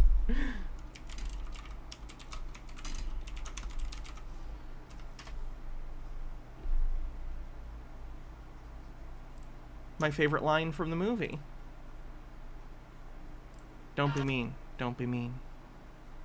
Just remember. Wherever you go, there you are. It's a Leonard Part 6 kind of thing. Yes, but actually funny. I like Blazing Saddles, yeah. Hey, don't be mean. We don't have to be mean. Because remember, no matter where you go, there you are. There you are.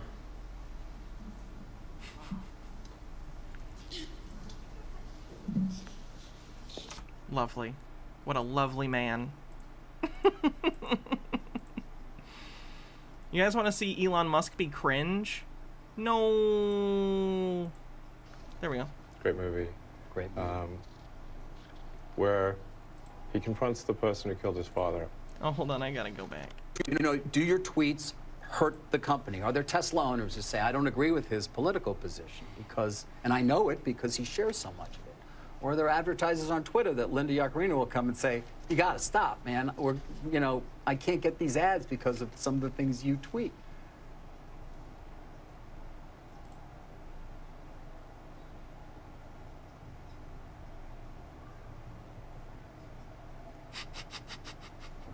You know, I'm reminded of the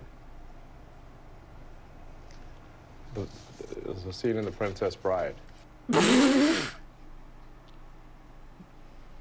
Yeah, that's where I'd go too. Did I see what Musk said he's going to start lobbying for? Yes, please, let's not talk about it. I don't need that downer. I don't want to think about it. Great movie. Great movie. Where he confronts the person who killed his father. And he says,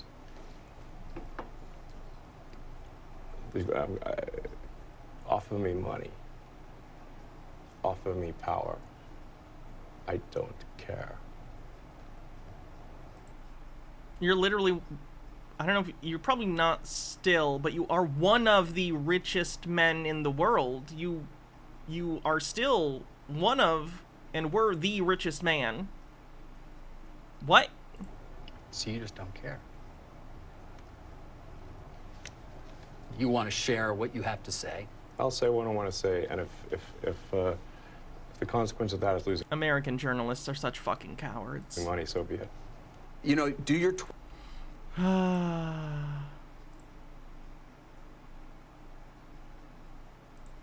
Make it count.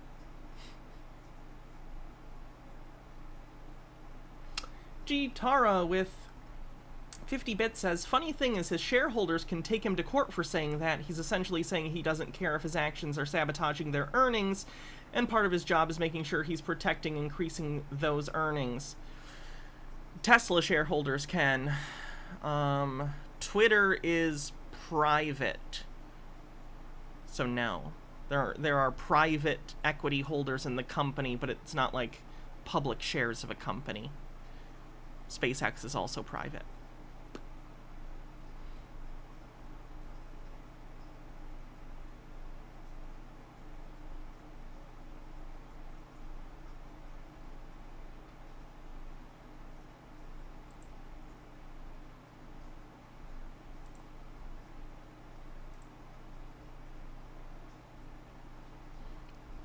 Bill Cosby owns the TV rights to Leonard 6, so it can never play on TV because he was so ashamed of it. That's what he's ashamed of?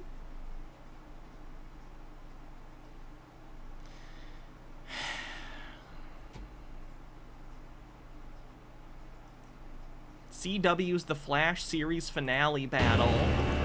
Oh, God. I haven't seen Flash since, like, season 2. So I have no idea what the fuck the context for this is. Looks like there's a lot of extra evil Flashes for some reason. I see Eobard. Don't know who the fuck the other ones are. Flash. Look at him! Yes! Didn't think I was gonna miss how this all turns out. Oh, yes. Oh, yes. I love it! Did ya? We're going to slaughter your team. See, this is how I like my superhero shit. Nice and corny. Give me this shit. Yes. I would prefer this corny shit over the MCU turning everything into some sort of tactical military vest. Which I think they've gotten better at more recently, but historically that was a thing they were doing. And your legacy forever. No, you won't. And that's your only warning. Ooh, I like her. But seriously, you don't Who the fuck is this? stand a chance in hell. What? Who the fuck is this? We change the future. Last chance to surrender. Flash. Execute Delta maneuvers. Oh, I like that Flash costume. That looks so much better than the ones from the first couple seasons. Holy shit.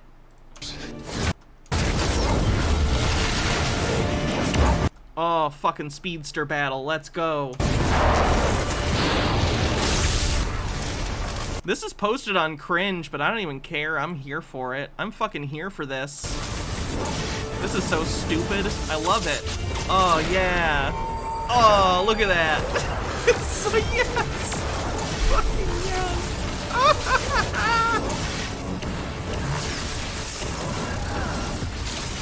Hey, it looks corny, but it does look like a fucking speedster battle. I love it. Yes. Yes. Yes. Do that fucking flip. Your mother escaped her fate, but you won't. Ooh! Character I don't know got murdered. Oh, she's like vibrating fast enough where she can phase. That's a thing in the comics, that's fine.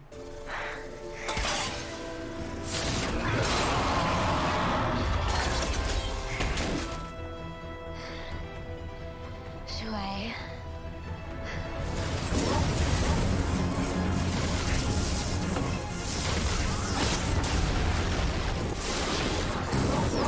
Urge you, show yourself.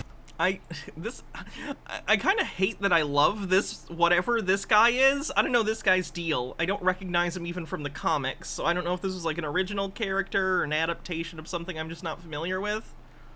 But I fucking love this Flash outfit. Holy shit, look at it. It's so good. It's so good it's bad. It's so bad it's good. I love it.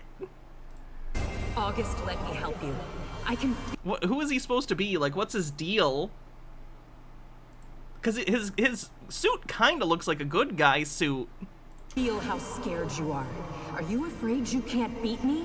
Or that every time you kill, you lose another piece of your soul? Godspeed? He can steal the Speed Force, okay? Why is he a bad guy? Oh, is he from the future? Like Thrawn? Or Thrawn? Eobard, what the fuck?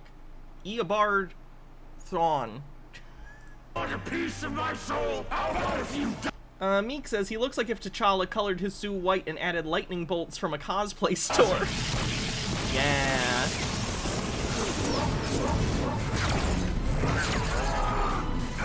Hey, they're doing speedster things. This is rad.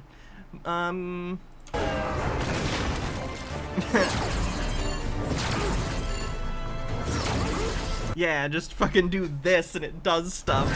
Yes, yes. Does she just have the power to stop people's momentum or something? It looks like her whole power is just like, I can immediately stop your momentum or something.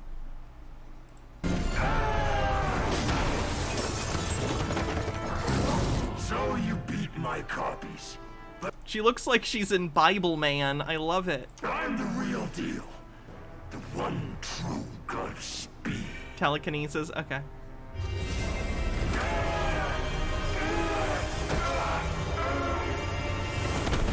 Why didn't you do that earlier? Can you just do that whenever? You could have done that when he was standing in the line across from you. Could you have done that to all of them? Why are we all fighting? That's what I call mind over matter. I think I need to watch The Flash. I'm enjoying this more than I should. Right on cue. Keon called it. What now, Chief? Now we get payback. Get your hands in the air, Zoom! This is your only warning! Oh, the cops know his name is Zoom. Good. More CCPD's finest for me to slaughter, huh? You shouldn't have!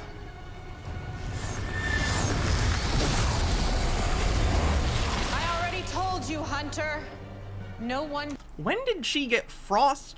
Again, I stopped in season 2. At some point, she gets fucking ice powers? Okay, cool. Dies tonight. The goddess and her sidekick. Too bad neither of you are powerful enough. She's a goddess? To lock. Don't tell me. I'll watch the show at some point.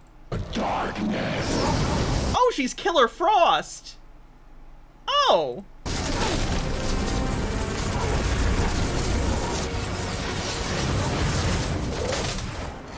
Everybody down! Man, this is just like when they destroyed Ernie's juice bar.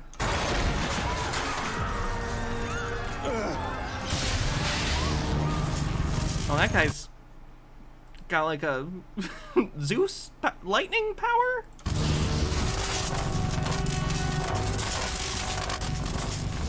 Anyway!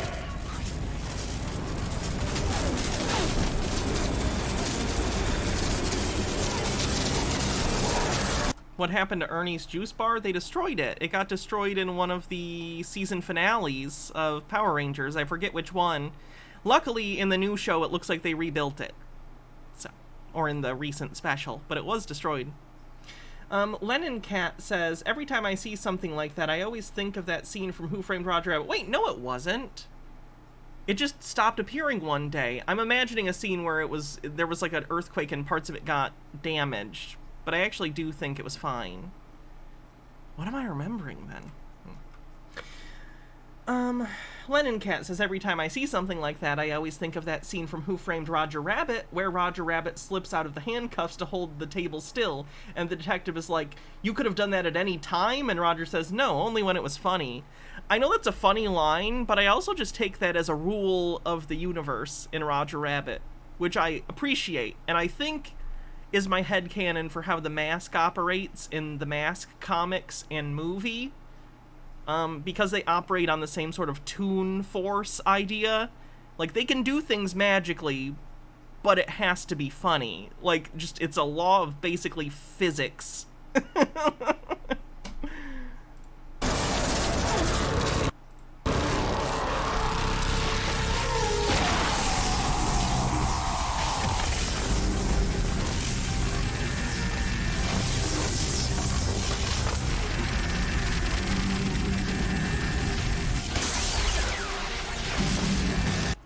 The law of thematic propriety. Ooh. Ooh. Is that an actual TV tropes page? If not, go make it.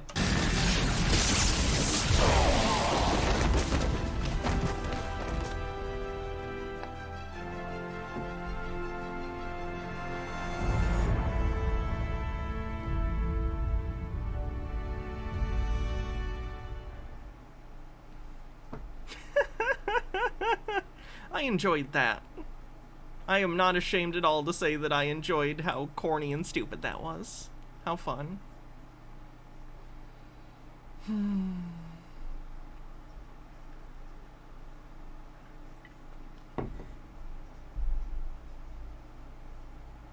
Phoenix Flight says, in the comics there's a new user of the Still Force, the Turtles' power, who's transmasculine. They had a feature in this year's Pride special where they traveled to Earth 11, the gender-swapped Earth. It was a pretty good book this year. Oh, cool. We'll have to check it out sometime.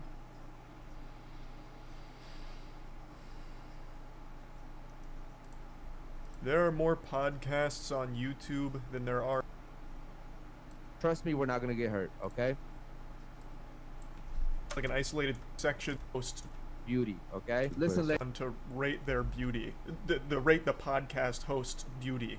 listen, ladies, we're rating just off physical appearance, just off beauty, okay? Same standards. Trust me, we're not gonna get hurt, okay? That's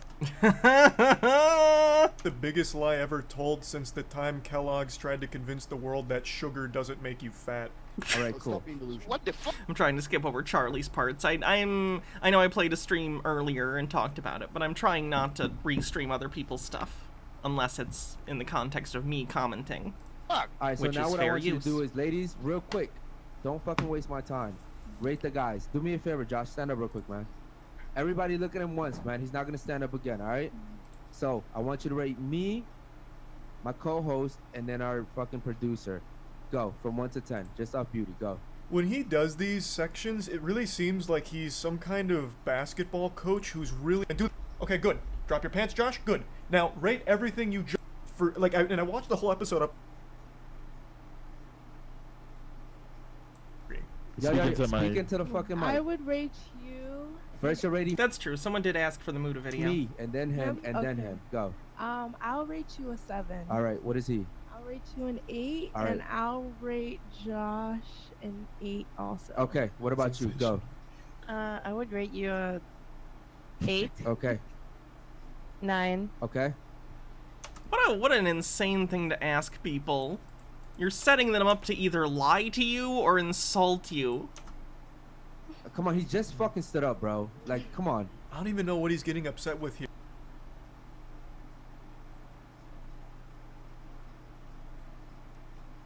Is just a net loss for the women that go on these shows. I don't know why they keep doing it.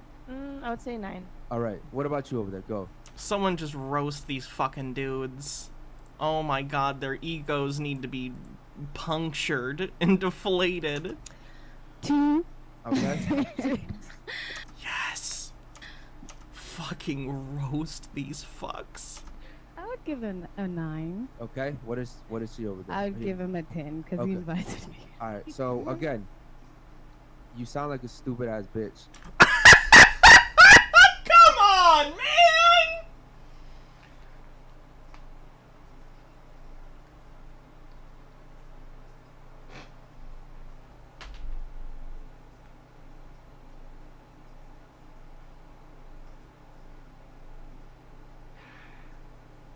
I've never seen this happen in live action and not through text before, where the dude's like that quick.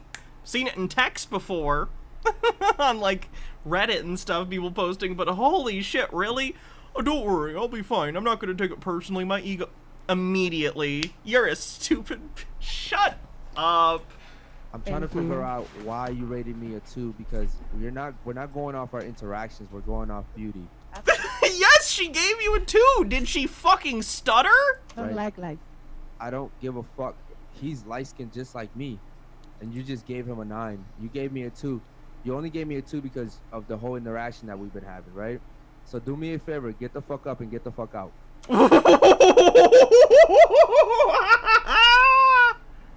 Thank you. Yeah, get out. Spoken like a man who's with even security. Stupid ass bitch. Ugh. This guy's a fucking asshole. Make sure she gets her bag and phone too. Make sure she doesn't take the wrong fucking phone, dummy. All right, cool. So now, again. All right, you're next. Now ring me. What the You can actually someone else's real this, but you were just like thought you wanted your show. Gave me Does he that. show more, isn't it? No, there's more. What we've been talking about, not my fucking arguments, not on none of that, okay? I want you to rate me, him, and then him. Go. You can just stand up for a second. You didn't see me before the show? Yeah, but I just forgot. I mean, Just stand. It's not that hard. Okay. You're an 8. God damn it, bro. Go ahead, rate him. Why are any of these women still here? Podcast is now turned into like a hostage situation here. All the women seem on edge, and I actually just can't believe they didn't leave after that. Like, again, I don't understand why women keep signing up.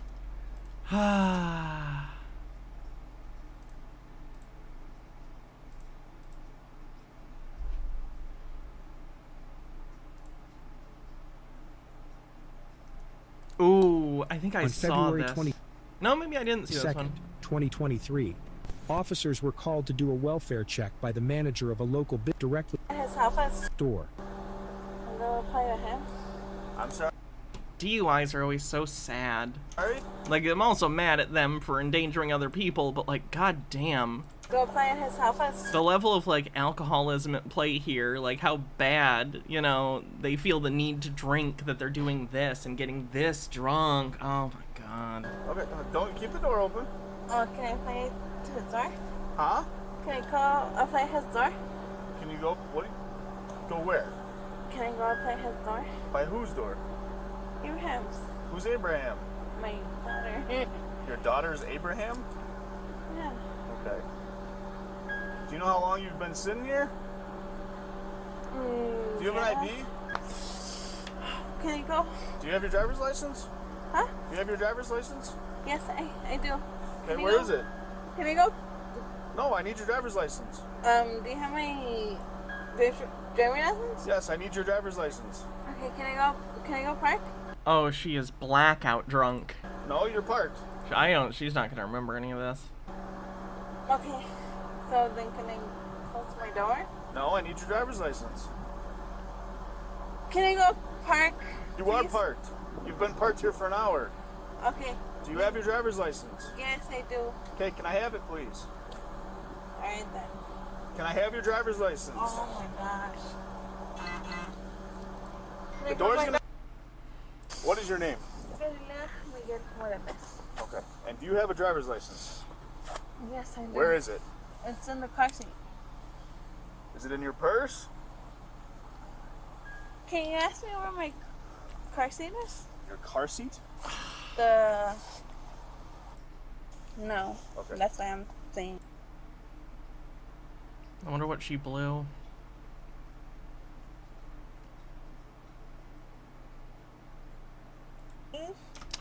Well, that's really depressing.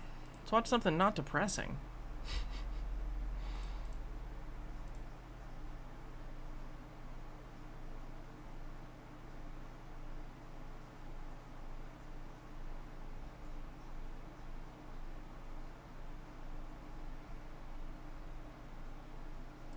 British astronomer Sir Fred Hoyle said, "The chances that higher life forms may have emerged through evolutionary processes is comparable with the chance that a tornado sweeping through a junkyard might assemble a Boeing 747 from the material therein." Sir Fred Hoyle was an atheist. He was not arguing for a creationist approach here. He was arguing against abiogenesis. He was an astronomer who loved space, and he thought, wouldn't it be cool if life came from space dust? To have his fallacy.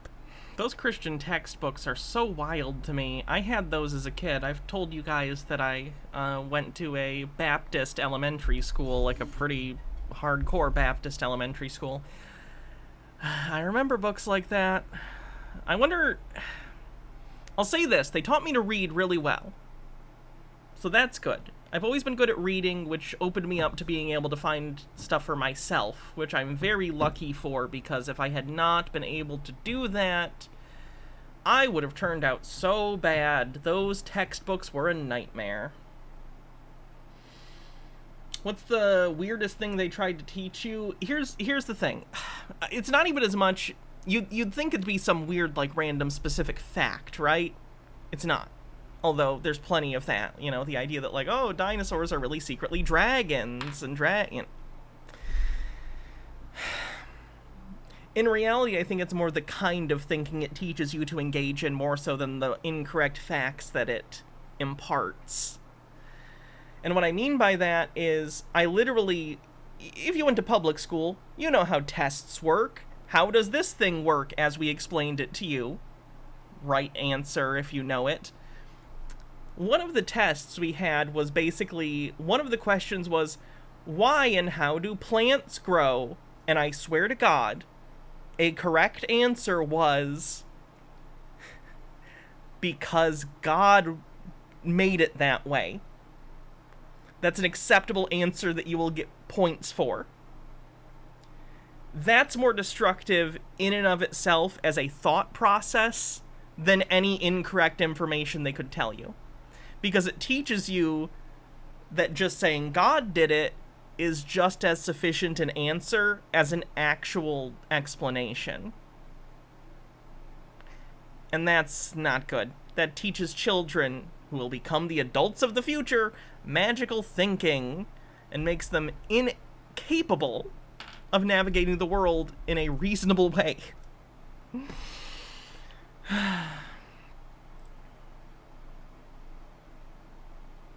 Could I say that on every question? The questions weren't all like that, but that was a regular enough occurrence that I remember it, and I'm imparting that to you now.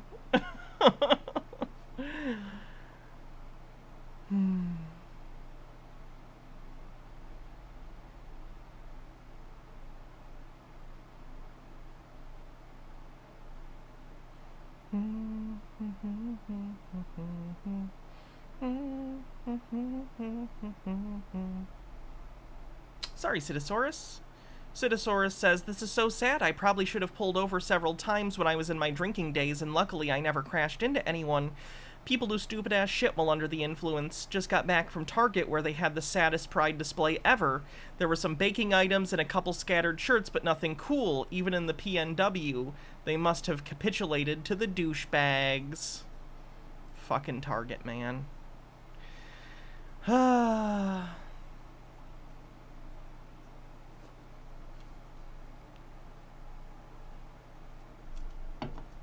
Nearest Crowhill says, "During my student teaching, I literally had a student write global warming isn't true because God wouldn't allow it on a report they were supposed to write after watching An Inconvenient Truth."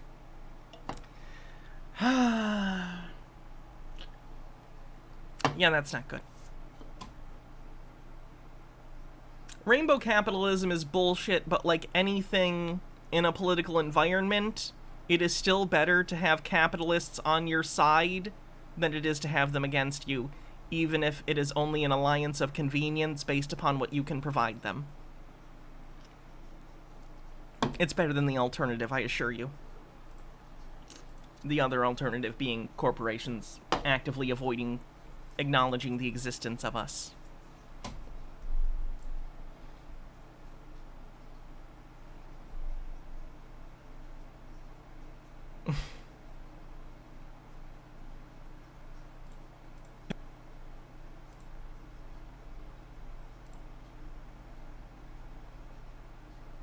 Apparently Target did it because enough of their employees were being attacked by right-wing nut jobs. I understand. The appropriate response would be to add security and make sure you're prosecuting and making it clear you prosecute anyone who does this. Not to capitulate, because now all that says is all Republican crazy people have to do to get stores to stop acknowledging Pride or anything they don't like is to go in and physically threaten people who work there. All that does is further endanger workers by emboldening them because they've seen this strategy work.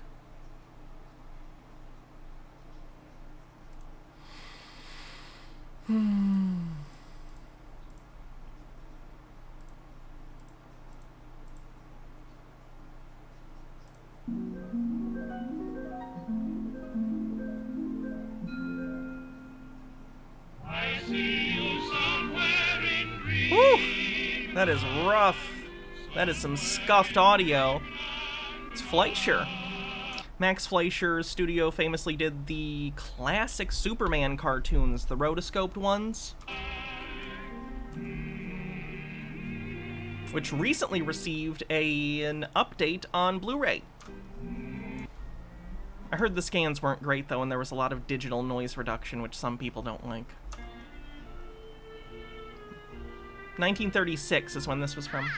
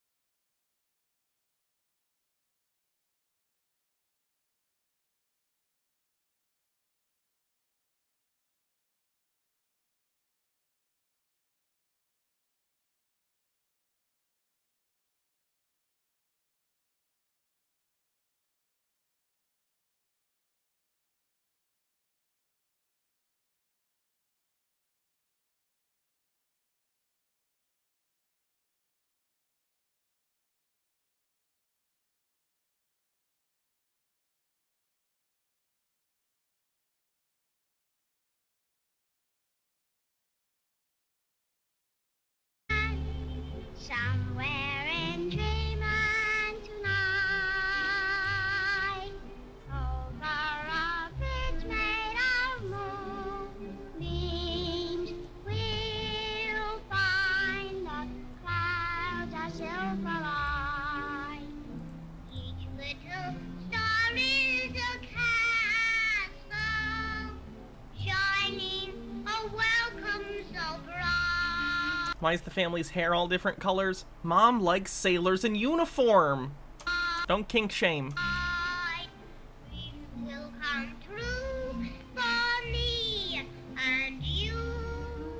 Somewhere in One's Popeyes and one is Bluto's. Was the name Bluto? No. What's the bad guy's name in Popeye? dreamland tonight. It was the hamburger guy. Is his name Wimpy? Is the hamburger guy from Popeye named Wimpy?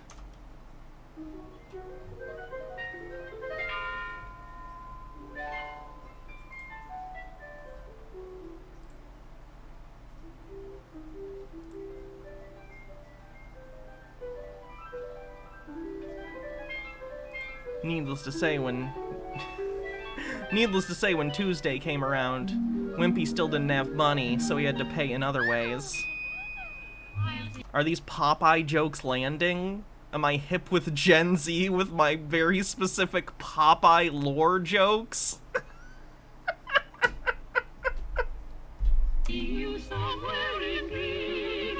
This is why I'll never make Hassan money. I'm in the pocket of Big Popeye.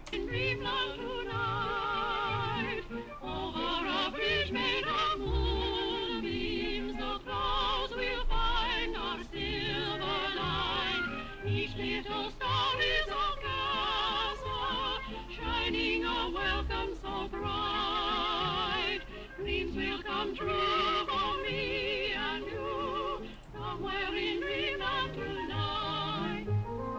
I see you somewhere in dreamland, somewhere in dreamland. I respect old school animation a lot for what it built and the fact that they had to like learn a whole new medium, you know, and create technique and like all that stuff.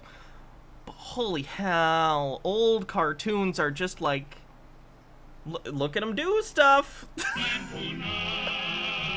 I know that my brain's been ruined by, you know, a century of animation that I get to view at any time on my phone, but holy shit, I hate 1930s animation. The style and looking at it and everything's cool, but like the plot is always just like da da da da da da, it's the 30s, da da da da da. Do you have food today? Well, you came to the theater, so here's some stuff that'll keep you entertained. It's just stuff. It's just stuff like this.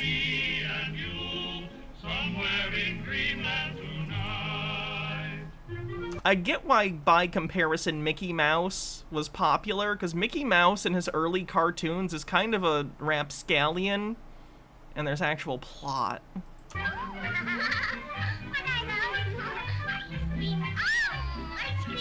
The Looney Tunes are the GOAT, though. Oh, those are miniatures! That's pretty awesome.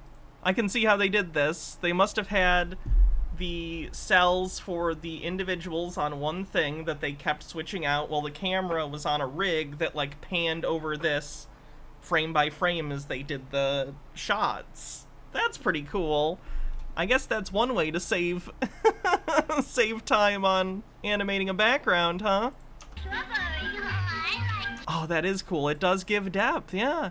That's interesting, because Disney didn't get parallax effects like this until much later when they got their... This is actually really interesting. Disney built a rig that they used all throughout, like, up and through the Disney Renaissance. I don't know when it first came into use, but it basically had many, many, many layers for the cells, much more than was traditionally used in animation. And the way that the camera and the device was set up allowed for parallax within animation, and it creates just a great effect that you can see all over the Disney animated movies. and made them look really, really nice, both for the time, and they've held up pretty well, most of that hand-drawn stuff. But this is interesting. Again, this is a time of experimentation for animation. Why not try this? Sure.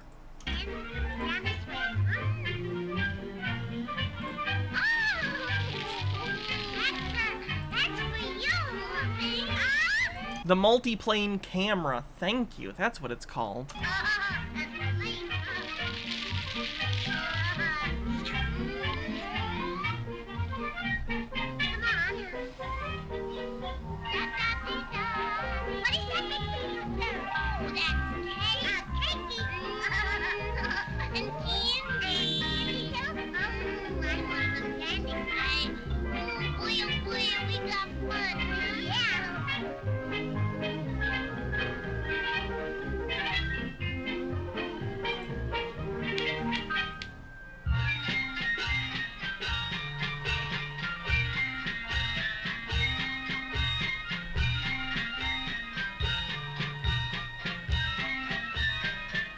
Again, interesting use of a model.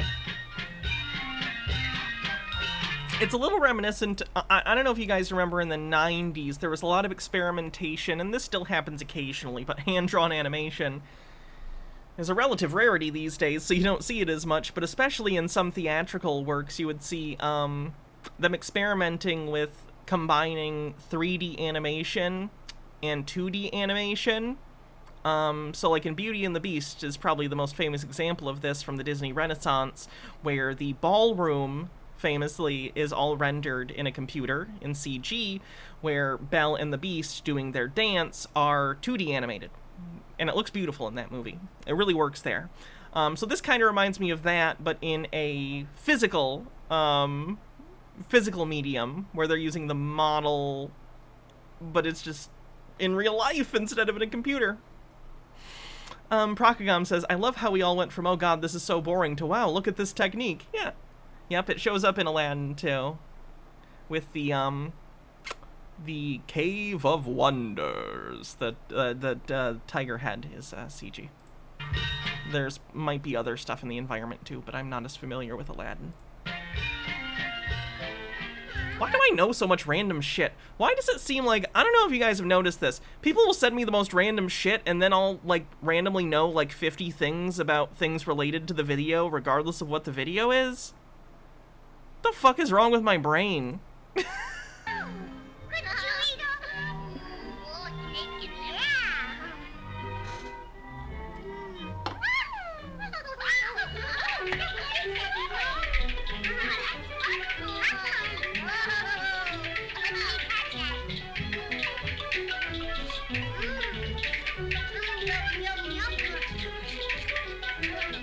Oh, I took that, I forget if I said, I took that test that my therapist told me to take vis-a-vis, do you potentially have autism, or are you potentially autistic? I'm sorry, I don't know what the appropriate nomenclature is. I'm not trying to be disrespectful at all.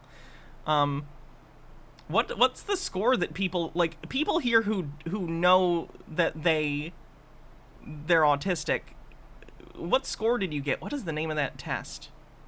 It's like a preliminary test just to see if there's further investing, you know.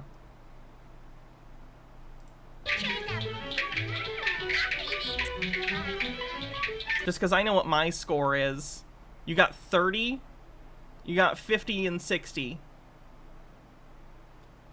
Oh no. Chromesthesia, you said you score high. What did you score? Jamie got 185. Okay.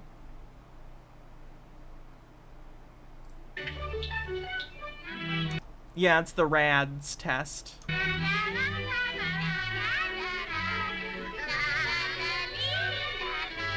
Anything above 60 is considered indicative.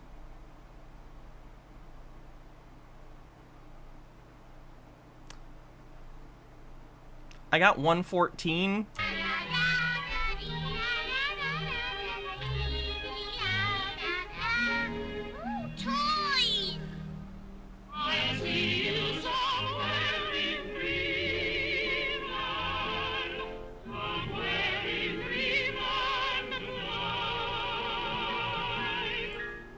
I've not officially been diagnosed with anything.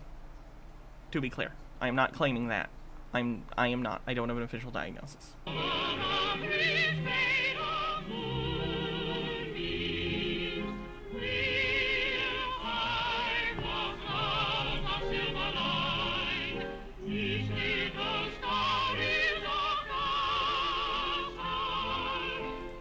Back to the doctor I go. Whether I am or not is like, it's not, I'm not going to say it's irrelevant to me. It's not irrelevant, but I'm not going to go spend money doing more tests to get a diagnosis. Like, why? I don't know. Like, when I did my ADHD thing, they charged me like $900. I don't want to go spend another $1,000 to just have someone tell me, yep, or no. Either way, I'm me, I'm comfortable with who I am, and it is what it is. They charged me $900 for my ADHD diagnosis for the test. You paid over $1,000? Yeah, I'm not doing that again. If I suddenly came into a bunch of money, maybe, but like, or if I had insurance that I thought would cover the vast majority of it or something, sure, but I'm not spending money on that. I can't afford that.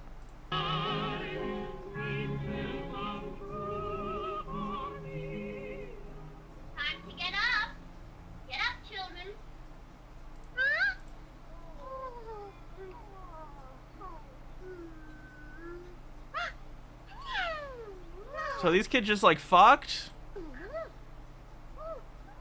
Oh no, everyone's giving them a banquet. Oh, that's kind of sweet. All for you, yes. For you, yes.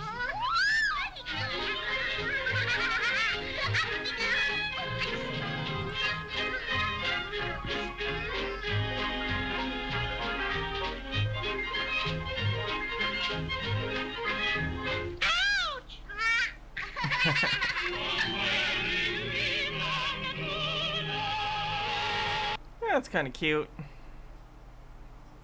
It's got that underlying, you know, Great Depression creepiness, but it is what it is. Mormon Jesus. Mormon Jesus. Mormon Jesus. Mormon Jesus. Long ago, a spirit child on one of these planets was conceived through an unidentified God. His God is Wadim Elohim. Elohim was conceived. This spirit child was later born to human parents near a mysterious star called Mormon Jesus. Mormons believed in Mormon Jesus. Through obedience to Mormon Jesus, he was elevated to godhood as Mormon Jesus, Mormon teaching in death, and Mormon resurrection, endless sex. The original of this is propaganda. I know. One of Jake and I's first popular videos was us riffing on that. So I know that video pretty well. I've seen it more times than most. Out of Mormonism and his wife produced billions of sons for the devil and a billion tons of children. I don't know if you guys know this, but if at some point you make a popular video covering some specific piece of media, people will want to watch that with you, especially if you have a live stream. So I've seen that video like 3 or 4 times in the past 3 years. And I've seen it more on my own, you know. Nostalgia or watching the old video Jake and I did on it. Yeah, here's a link.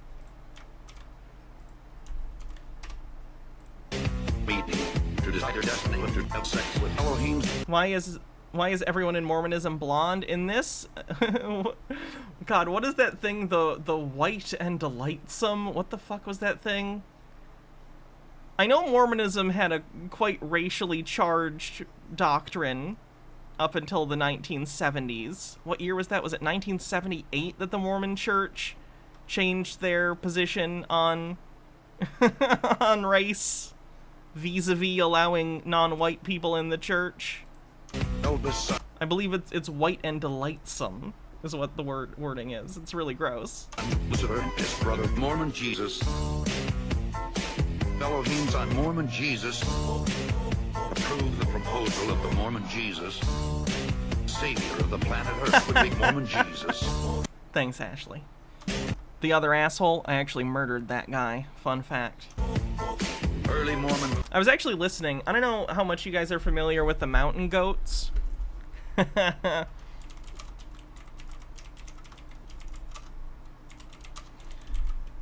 They have a song called This Year that I really, really like. I love the mountain goats. I've been listening to them a lot lately recently because I'm rewatching Orel, which they feature prominently in the 3rd season soundtrack.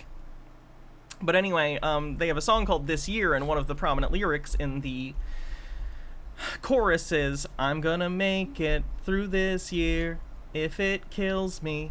And I don't know, now, I know this isn't the intent, but, you know, death of the author. You can interpret songs or books or any text to mean anything you want. And to me, when I think about that song and its lyrics, I relate it back to really hard times I had before coming out when I was deep in my alcoholism.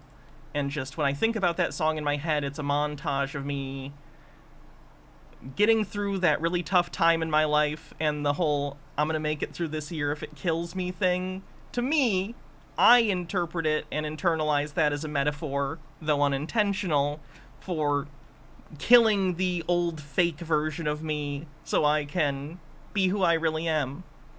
So I like that song. I made it a trans thing in my head, which is not uncommon for trans people, I know. Making things trans metaphors. Ashley One Up says you helped me come out, so thank you for that. Well, you don't have to thank me. I'm just glad that you get to be the person that you really are. No matter what. Good for you. Also, they have a song called... Oh, gosh. A couple more songs I wanted to talk about real quick. No Children is a great song, and I've told you guys about the kind of environment I grew up in. My parents... not great. Let's call them... They're codependent alcoholics who fought a lot. My dad's abusive, and they're both alcoholics. And it was just a really dysfunctional relationship that they had that I had to see growing up. But there's always this veneer of relationships like that. If anyone else has parents like this, you know that to the public, outside of the house... there's this veneer of normalcy. There's a mask up.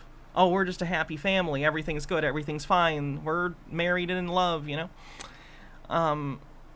And this song reminds me of that dynamic, you know? Because this song, which I'll play a little bit of, I'm not going to play the whole thing for copyright reasons, but this song in style is almost written like a quirky love song, but all the lyrics are the opposite. It's a relationship about hate. It's about hating someone and a codependence with someone you hate. But the style clashes with the message, just like the feeling of the dissonance between my parents' relationship in public and how it's perceived by people who aren't in the house versus how that relationship looks like when you actually look closer at it and have a further understanding.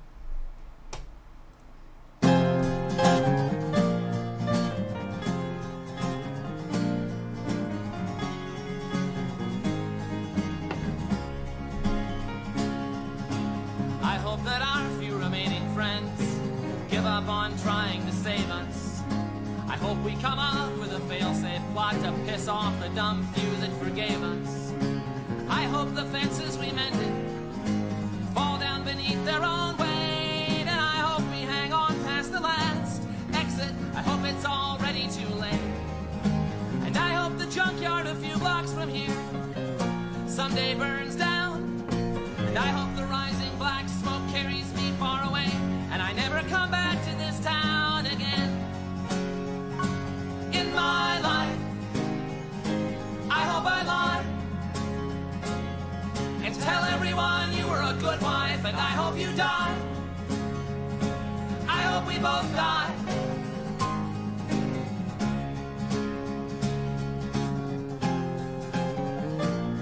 Okay, I'll play the whole thing. I'll just remove it for YouTube. It's too good.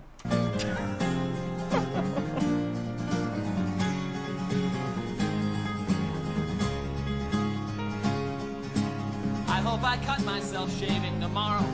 I hope it bleeds all day long. Our friends say it's darkest before the sun rises. we're pretty sure they're all wrong. I hope it stays dark forever. I hope the worst isn't over. And I hope you blink before I do. I hope I never get sober. And I hope when you think of me years down the line, you can't find one good thing to say. And I'd hope that if I found the strength to walk out, you'd stay the hell out of my way. I am drowning. There is no sign of land. You are coming down with me, hand in unlovable hand, and I hope you die. I hope we both die.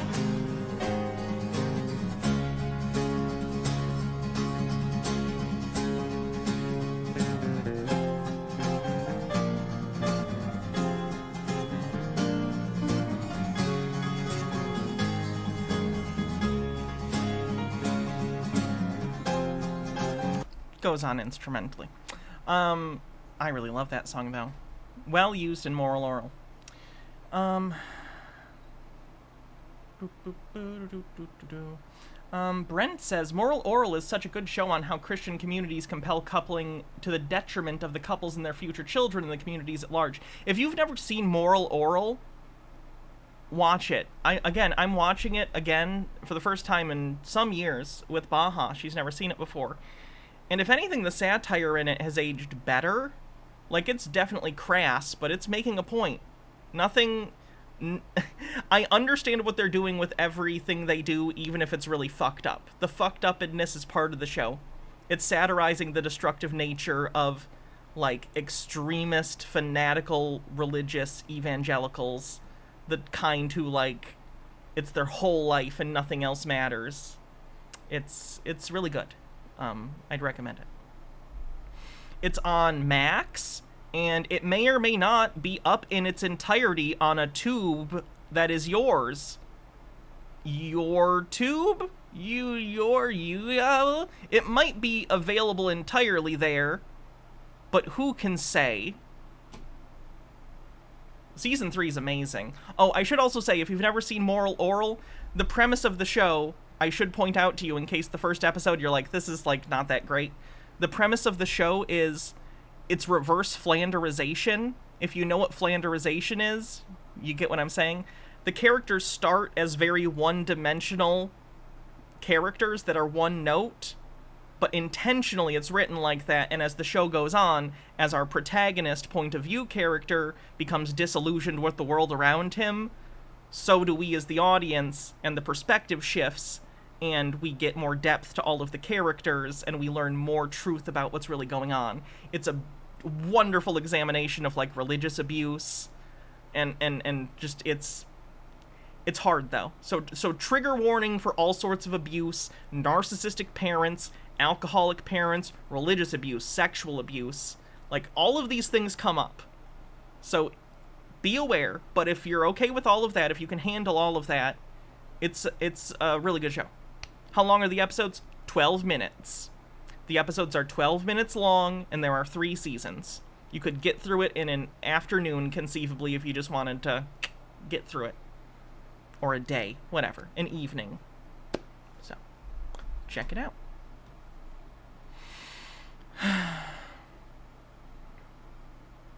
Oh, this is another good one. I'm gonna have to cut a lot of this section out anyway. We might as well make it a Mountain Goats appreciation moment. Don't link the videos. I don't think you're supposed to do that, but people know where you can find it. Sorry I missed your bits. I apologize, Stromboli. Stromboli says, saw the Mountain Goats last month and their opener was based and queer and beautiful as fuck for an Appalachian. Let me see. I'll look for that link again. If I can find it. There it is. Oh, nice.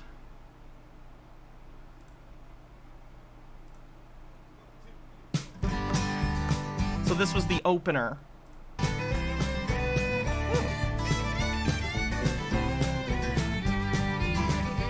Do you really want to go to heaven? We get this rapture started. Do you want to go to hell, children with demonitis? Gonna dance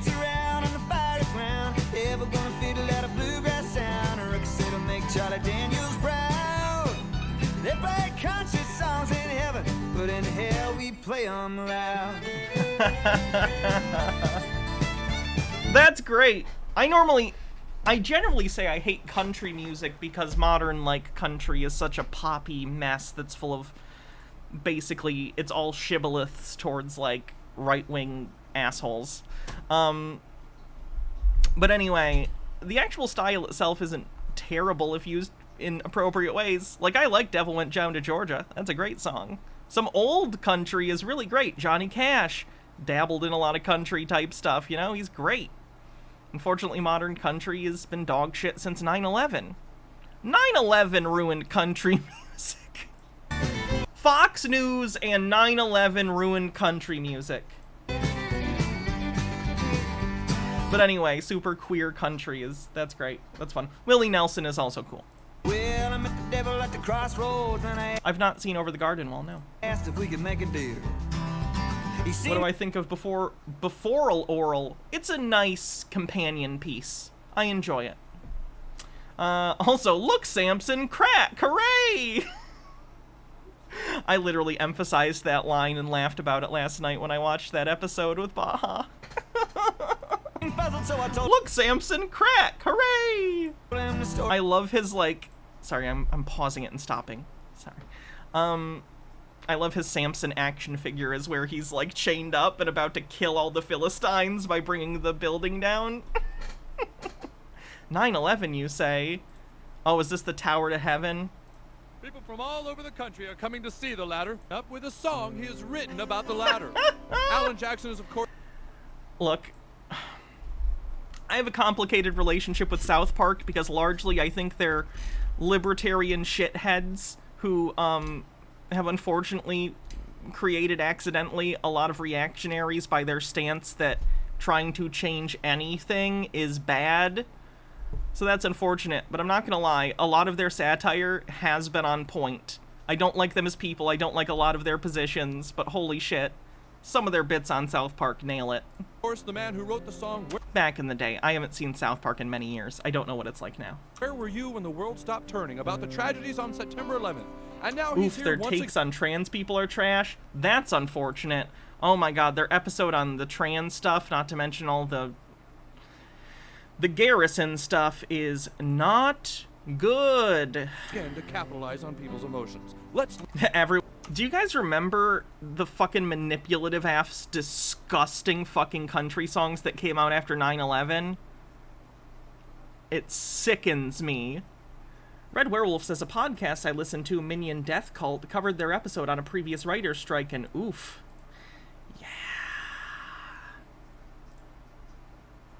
And he said none of that shit's real. But it's true, I met Robert Johnson. He showed me how the blues could work.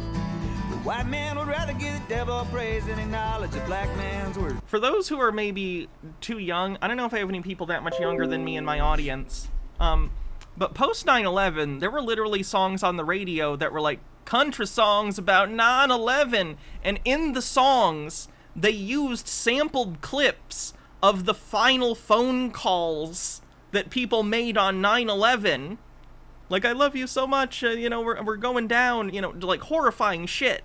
You know, people's last moments sampled into songs to make you feel bad and make you feel okay with invading the Middle East. Even though it's unrelated, but whatever. Oh, do you really want to go to heaven? We get this rapture started. Do you want to go to hell, children? When you deem the artist, gonna dance around on the fire ground. The devil gonna fiddle out a bluegrass sound. The ruckus that'll make Charlie Daniels proud. They play country songs in heaven, but in hell we play them loud. That's good. Alright, I gotta listen. There's another Mountain Goat song that's of a similar vein to the last one I showed you. No, wait, is this the same one? This is the same one. I hope we come up. That's the same one. Oh, what was the other one I wanted to show you guys? Up the Wolves is pretty good. It's a song about revenge.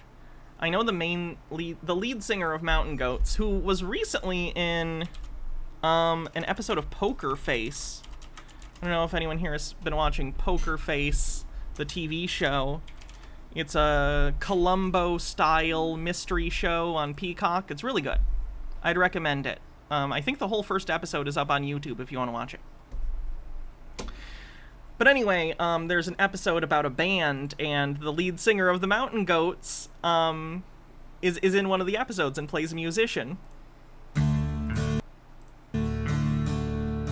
Anyway, he talked about how this song is about revenge, and the moment you realize that, hey, revenge isn't going to bring me the catharsis I seek, but I'm going to do it anyway because fuck these people. This is one of the best, like, fuck you revenge songs ever. I love it.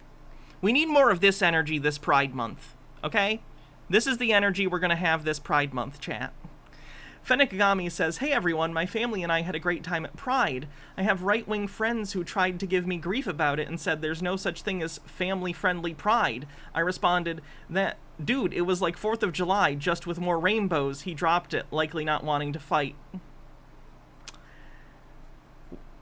Good luck with that, friend. Air quotes. Probably cut that off before that causes you more pain. That's definitely going to happen. Stromboli says, well, just took the online RADS test and I scored 64 with 65 being the cutoff. Woohoo!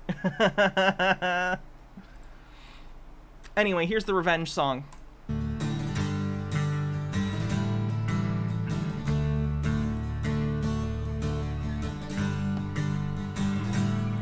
Oh, they did another good revenge song too. I'll play after this, and then we'll do something else. There's bound to be a ghost at the back of your closet. No matter where you live, there'll always be a few things, maybe several things. What was my score again? 114. That you're gonna find really difficult to forgive. I need a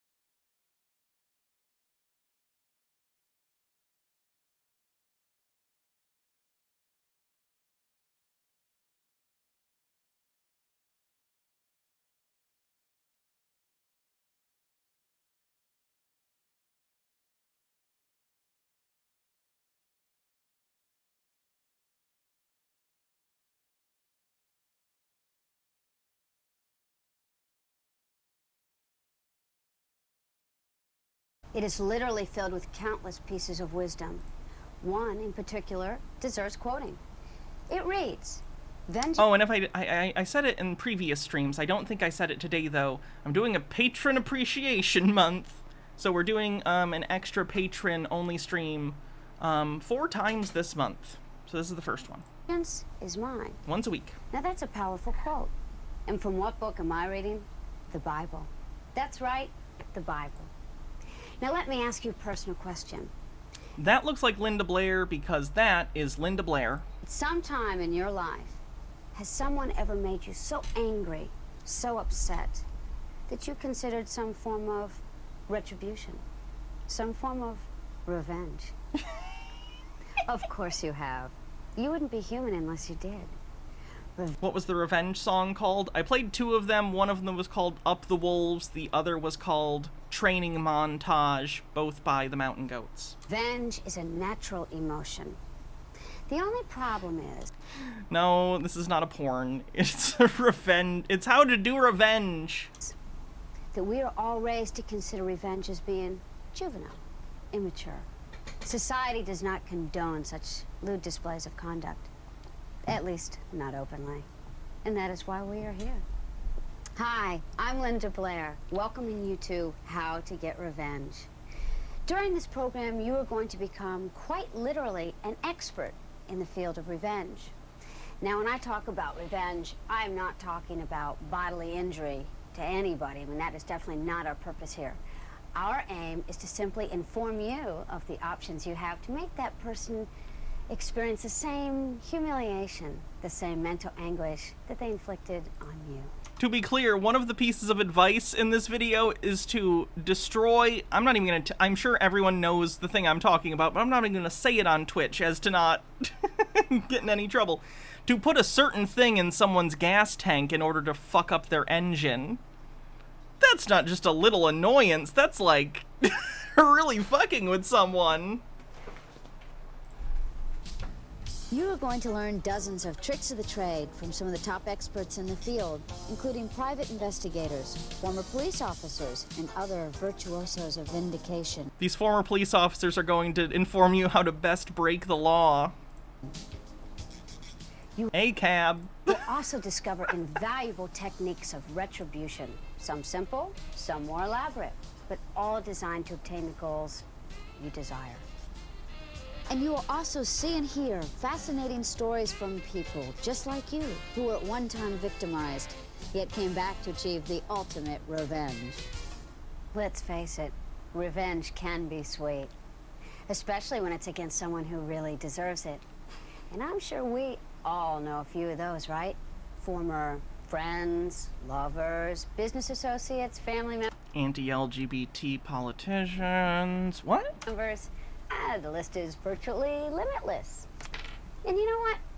We all practice revenge on a daily basis, and we don't even realize it. Example. Have you ever tried to change lanes on the freeway, but the idiot in the other lane won't let you? Yeah, you! Woo! Come on! Yeah, you! So what do you do to get even? Don't engage in this! What? What are you doing? When he tries to merge into your lane, you block him out. This is terrible advice. What in the world? Now you've had your revenge. This is such bad advice! Don't do this! Don't do that! Ever since childhood, we've been practicing some form of revenge. Remember as a kid, ordering a pizza by telephone and having it delivered to another kid's house that you disliked? Sound familiar? No, I didn't do that. I'm not a psycho. Or maybe you remember this classic bit of adolescent revenge. The idea was to fill a paper bag with fresh animal droppings. The fresher, the better. Then place it on the victim's doorstep. Once done, you'd light the bag on... Reminds you how much you need Repossessed on Blu-ray. Really? Do we need Repossessed? In 1973, An entire world watched. Did Leslie Nielsen feel weird about what his career became after Airplane, or was he happy with it? As a little girl and a holy exorcist battled and cast out the devil himself. But now... I think Nancy has been repossessed. And this is the only man who could possibly save her.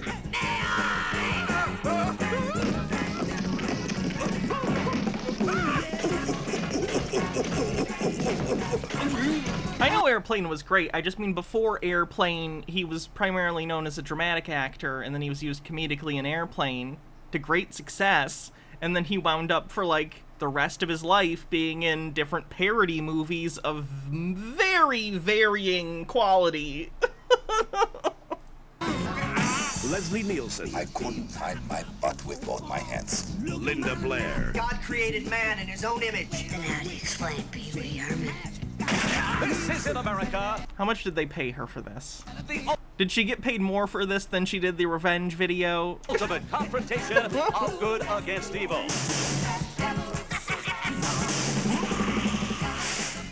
Repossessed. Coming soon. Oh boy. Fire. Knock on the victim's front door, then run to his backyard. Then when the victim arrived, usually the neighborhood grouch, he'd have no choice but to put out the fire. Oh. Meanwhile, you'd run to the victim's back door and begin pounding on it. This Wait, what? would cause the startled I've never heard about this part. victim to run back through his home, soiling his Why wouldn't he take his shoes off? fine shag carpeting with animal droppings. Well, you've made your clean exit. Fasten your seatbelts. For now, it's time for us to explore the more serious forms of revenge. We've assembled several great. of the top professionals in the field of revenge to guide us through this endeavor. First off, we're going to meet private investigator Mark Lewis. Mr. Lewis has aided hundreds of victims in getting even and is considered a master in automobile retribution. Next up is investigator Kyle Pappenfuss, who will give us pointers on how to cause havoc with a Mark's home. We'll also hear from a presently active police detective who we'll refer to as JM. He will enlighten us with his vast knowledge of seeking revenge by mail. And then there's Officer PF, another... Seeking revenge by mail could also potentially be mail fraud, which is a federal offense. A presently active police officer who will show us the many ways your telephone can cause tremendous damage to your enemy. But first, let's begin with private investigator Quinn Vickers. Mr. Vickers specializes in getting even with former friends and lovers. Mr. Vickers, could you give us an example of what could be done to a former friend or lover? Few examples, huh? Okay, let's talk about friends. I had this client whose best friend came to him and talked him into investing in a real estate scam. $10,000 talking. He promised my client that he'd get a 75% return on his money within 3 months. And being that Your client's an idiot. We're good friends, well, my client didn't think that his friend would screw him. Well, he sure did. And the worst thing that happened was that when he found out that his so-called friend had made a brush. Ashley One Up says, want to get back at a former lover, leak their nudes online. Unironically, I'm pretty sure this tells you to send, if you have those kind of pictures of people, this video I think tells people to send them to people. Snail mail, because at this point the internet was not a widespread thing that people use regularly. It was a niche thing. $500 that only Matthew Broderick knew how to use. On the deal. And that's when my client first came to me. What did you have him immediately do? Immediately? Nothing. Not a damn thing. You see, the secret with revenge is patience. Patience. You might even say that revenge Dude, fuck it. I ruined it already. You know the joke. I Might Be the Laughing Man says, Step 1, imprison target for 15 years. Step 2, spoilers. Step 3, release target. Step 4, spoilers. Step 5, sadness. I understood that reference.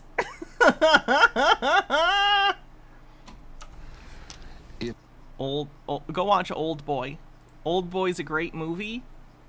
Don't watch the American version. It's absolute dog shit. Not even in a funny way. It's just bad. Go watch the original Old Boy, please. Citosaurus says, points at Boxy. Do not attempt any of these or you will probably go to jail. True. If he were to act right away, his so-called friend would have caught on.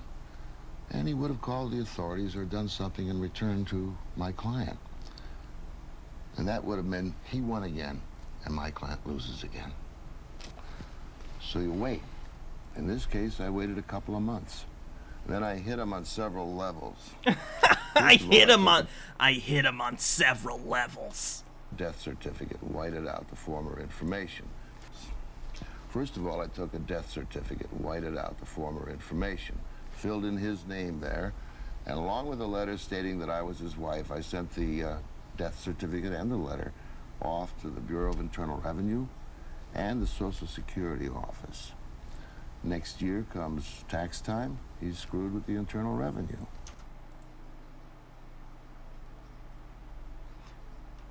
I need to be clear about how much of a felony he just described. Don't commit fraud against the United States government, especially not the fucking IRS. Are you kidding me? Down you will go directly to jail forever. the road a ways when he wants to change jobs, he's screwed again.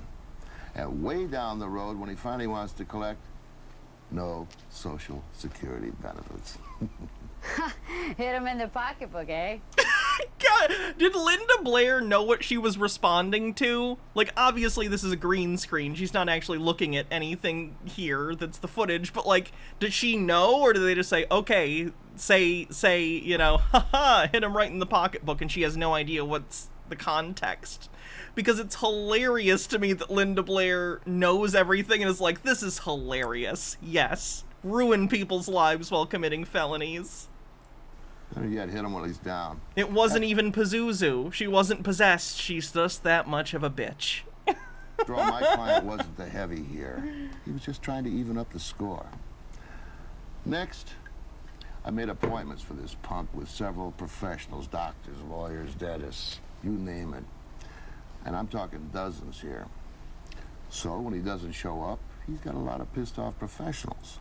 Not only that, several of them, as you may well know, will bill him for not showing up. Ouch. I'd sure hate to be him. This is terrible. Alright. I'm going to end stream because it's been 3 hours. And we're going to move this over to the patron-only stream for the week. I think we need to watch the rest of this video because this is batshit insane. So, patrons, we're gonna learn how to get some revenge. Alright, everyone else, thank you. Hope you have a great night. I will see you tomorrow for some other kind of stream, who knows what. But I'll see you then. See you on Patreon under a different name? Yeah, I'll see you guys there. Alright.